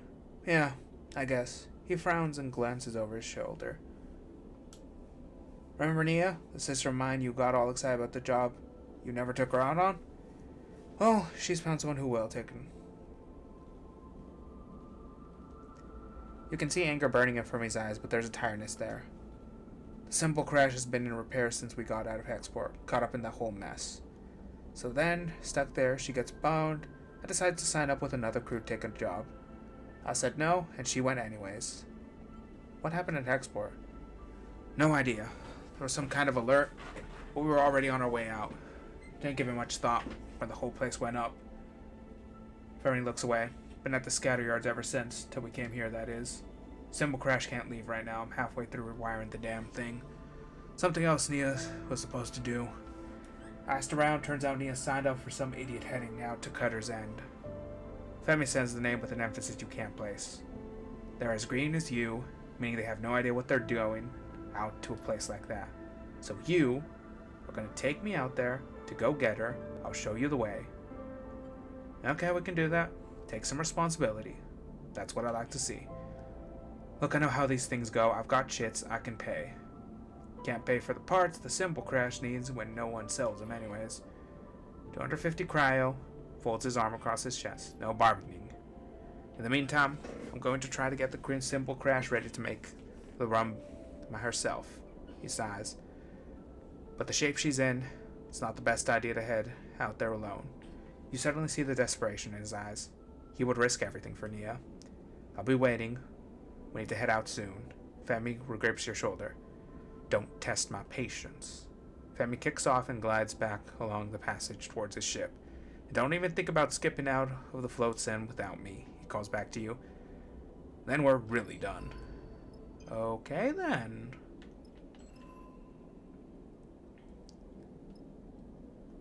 Okay. Alright. Jenmi has promised to run the diagnostics charging your body, but needs a ship mind to work out the basics. Alright, let's get to it. Neutral outcome. Come, let's get you inside. Jean-Mi swings open the creaking, corroded door beside his booth. Such a prize must have levied a heavy cost. You glance beside you to Junie, who insisted she come along, and on not letting the prime ship mine out of her sight. Your friend, too, yes, please come in. Jean-Mi beckons, and then turns back and disappears inside. Junie squints at you. Are you sure you trust this one? I do. She sighs. Then lead on, I guess. You can both squeeze through the door. Oh god. Didn't mean to do that. You both squeeze through the door and drift down into the workshop. You are aware of Junie's eyes wandering across the piles and piles of tech on either side, and you wonder if she recognizes anything amongst the junk. Sit, sleeper. Jean-Mi is already at the chair, arranging his array of articulated arms. And I'll take the ship mine, if you please. Hand it over. You hold the ship mine in front of you and give it a small push so it floats gently over to Jean-Mi. He grasps it with both hands and takes it to a neat little work table in the back you didn't see before, where thick cables float lazily tethered to the wall. You slide into the chair, hooking your feet behind the bottom bar to hold yourself in place, and watch as Jean-Mi begins connecting up the prime ship mine. A tremble of nervousness runs along your arms. Suddenly you feel Junie's hand clasped around your own. You look over into her face. Is this okay? I want you to know I'm here. Thanks. She nods silently. Jean-Mi, Junie calls across the room. You're going to need to talk us through what you're about to do. Of course. Jean-Mi is slotting an arm-thick cable into the ship mine. A little patience, please. Please. All of this is very technical. He turns to face you both. What is your friend's name, Sleeper? Junie. Junie answers for you. And I can tell that you are using a Solheim bulk data card, modified to handle a prime ship mine, she rattles out at speed, which will work, as long as you manage the data flow through a polymer-clad overflow cable looped into the asynchronous codex catch. Yes, Jean-Mi eyes her, a small smile crossing his lips. As I said, technical. What'll happen to me? Jean-Mi refocuses on you. It depends, he says while preparing the far end of the thick cable. What are you referring to as me? The problem we have is with your frame, your body. Atypical authorizations, biosynthetic recoding, unusual growth. Jean-Mi shakes his head. From the diagramics I have, these are not typical of frames, even those that have been rebooted as you have. In order to investigate safely, I must transplant your emulation, in basic terms, your mind, but in reality, not so basic. He smiles in an attempt at reassurance. Your emulation is an emulation of a human, and a human mind cannot be separated from its sensorium. The mind-body paradigm has been long disproved. Cognition has physical basis. So must distribute the emulation between your hardware and the prime ship mind. The hardware will co-run the emulation, like the two lobes of a brain. He puts his hands together as if in prayer, and then slowly separates them. The motion makes you feel sick. Then, for a short period, I will disconnect the two. In those moments, you will, in a sense, be in two places at once, though each lobe will be partial. Too long in this state, and two partial emulations will decay, but each disconnect will allow me a short period of full access to your entire frame and its base system language. I hope this is understandable. Jean-Mi gives you a serious look. One of the most curious human aspects of sleeper experience is that you, too, do not inherently understand or conceive of the systems that allow your existence. What are the risks? Jean-Mi pauses, considering his words. The risks are many, and severe. Emulation collapse is chief amongst them. This would be terminal. But counter to this, I do not believe the chances of your frames are in a positive direction. Jean-Mi clasps his hands. The greatest risk is to do nothing. We have little choice but to proceed. Now before I connect to your frame, let us activate the ship mind. Jean-Mi gestures to Junie. Please, if you'd like to be with me and oversee the process, I would be pleased. Junie shoots you a reassuring glance, and then glides over to the ship mind, obscuring your view of it. You hear quiet conversation between the two of them, their silhouettes lit by a flickering screen light of scrolling lines of code. You take a calming breath, but are instantly aware of how superfluous the action is when your frame requires no oxygen at all to function. There's a certain sensation that accompanies such thoughts, a jarring disconnection, like when descending a staircase, when your foot expects a step and finds void instead. You try to calm the growing anxiety as Junie and Jean-Mi assess the mind. The ship mind is pristine. Junie turns back and drifts towards you. Our care in its extraction seems to have paid off. Junie smiles. This is good news. Junie is indeed right. You have done well. Jean-Mi approaches. I am, however, seeing only minor traces of the protocol for the ship mind that was designed to house, and one that ran the ship it was installed in. I would expect to see it in full. He angles his head and lifts his shoulders in a slow shrug. But protocols are not easy to track. In the end, it only saves us the step of extracting it from the mind. Instead, I simply wipe the traces. Jean-Mi stops beside you. A protocol, Jean-Mi adds, is not unlike an emulation, like your emulation. It has no integral physical element. It is data only, and therefore could be anywhere in the ship. In the end, its absence does not concern me. Let's get on with it then. Jean-Mi nods and lifts the far end of the thick cable you saw earlier. You know this is the end that will connect to the port in the back of your head. Junie settles beside you again. She gives you a silent look. It's time. You turn to one side to allow access to the ports, your eyes fixed on the far wall. You see something among the piled tech that you hadn't noticed before. A small metal skull-like head, like that of a doll's. You frown, trying to focus on the head, and then the cable connects. You are split like a cell dividing, wrenched in two directions at once. The world goes dark, and the cloud rushes in to fill the gap at your center. Unknown, a vast and dark interior. Where am I? You ask a question in your mind, and you feel it travel across the gap as it forms, like a finger drawn across your scalp from ear to ear. But not scalp. You have no scalp, no head. You are stretched out like the skin of a drum, looped like the string of a noose, and the smallest vibration echoes across yourself like a ripple across a puddle, and then you feel it, a strong pulse, like a heartbeat, like thunder, like footsteps, a flickering, a trembling, a thought coming into being. A thought, not yours. The thing flickers in front of you, and you recognize that it is not your own. Assist, a burial. Assist, a sickness. Assist, offer help. Okay, we're gonna offer help. Disintegrate, the thought answers. You fold up in blankness, then in a moment you unfold like waken. Apparition to appear. Predation to suffer. Partition to dwelling. Indwell, the thought answers. You stretch into infinitude. Then, a moment after, you contract like waking. Inspire to haunt inside. Inspire to grow inside. Instill to flow inside. Inspire. Substitute, substrate, the thought answers. Then it approaches, then it enters, then it is yours. You split, then the moment after, you will form like waking, and in the cracks that seal up, for a moment in those cracks, something glows. Sleeper, I'm here. Your eyes flick open like shutters. Junie's pace is close, her eyes wide. They're awake, she calls over your head. She looks back at you. Easy now, take it slow.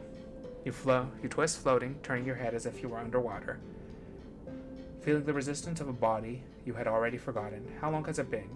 You feel a weight you haven't felt in. You're okay, sleeper. Tell us you're there. Junie leans close.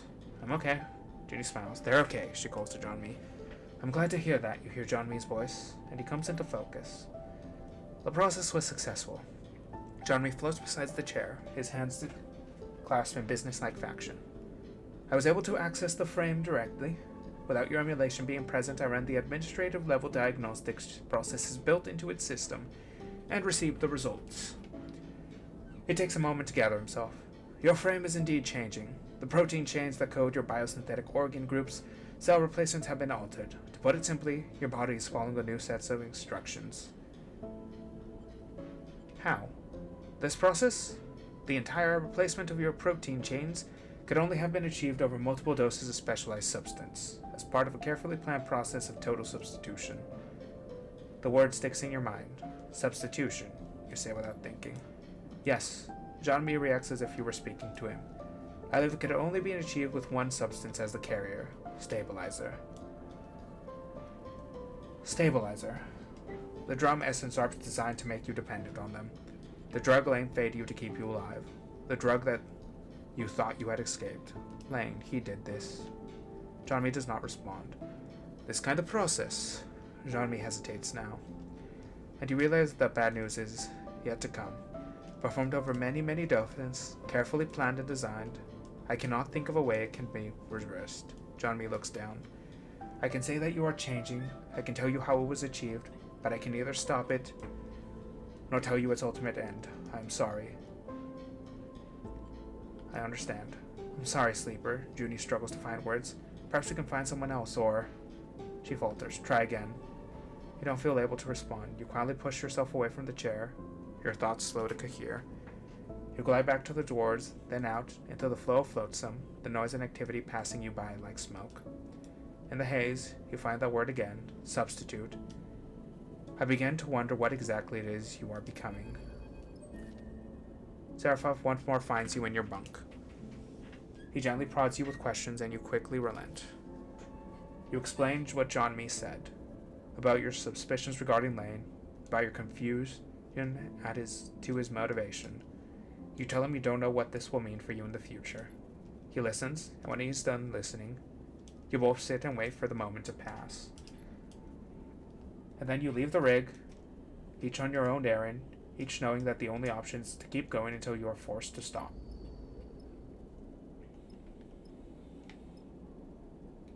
Alright. Buy supplies, fill supplies. Work the hydroponics.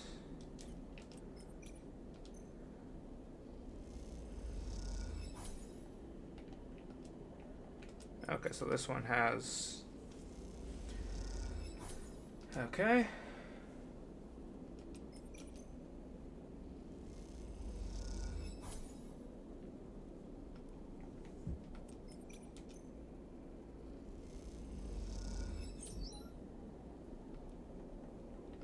There we go.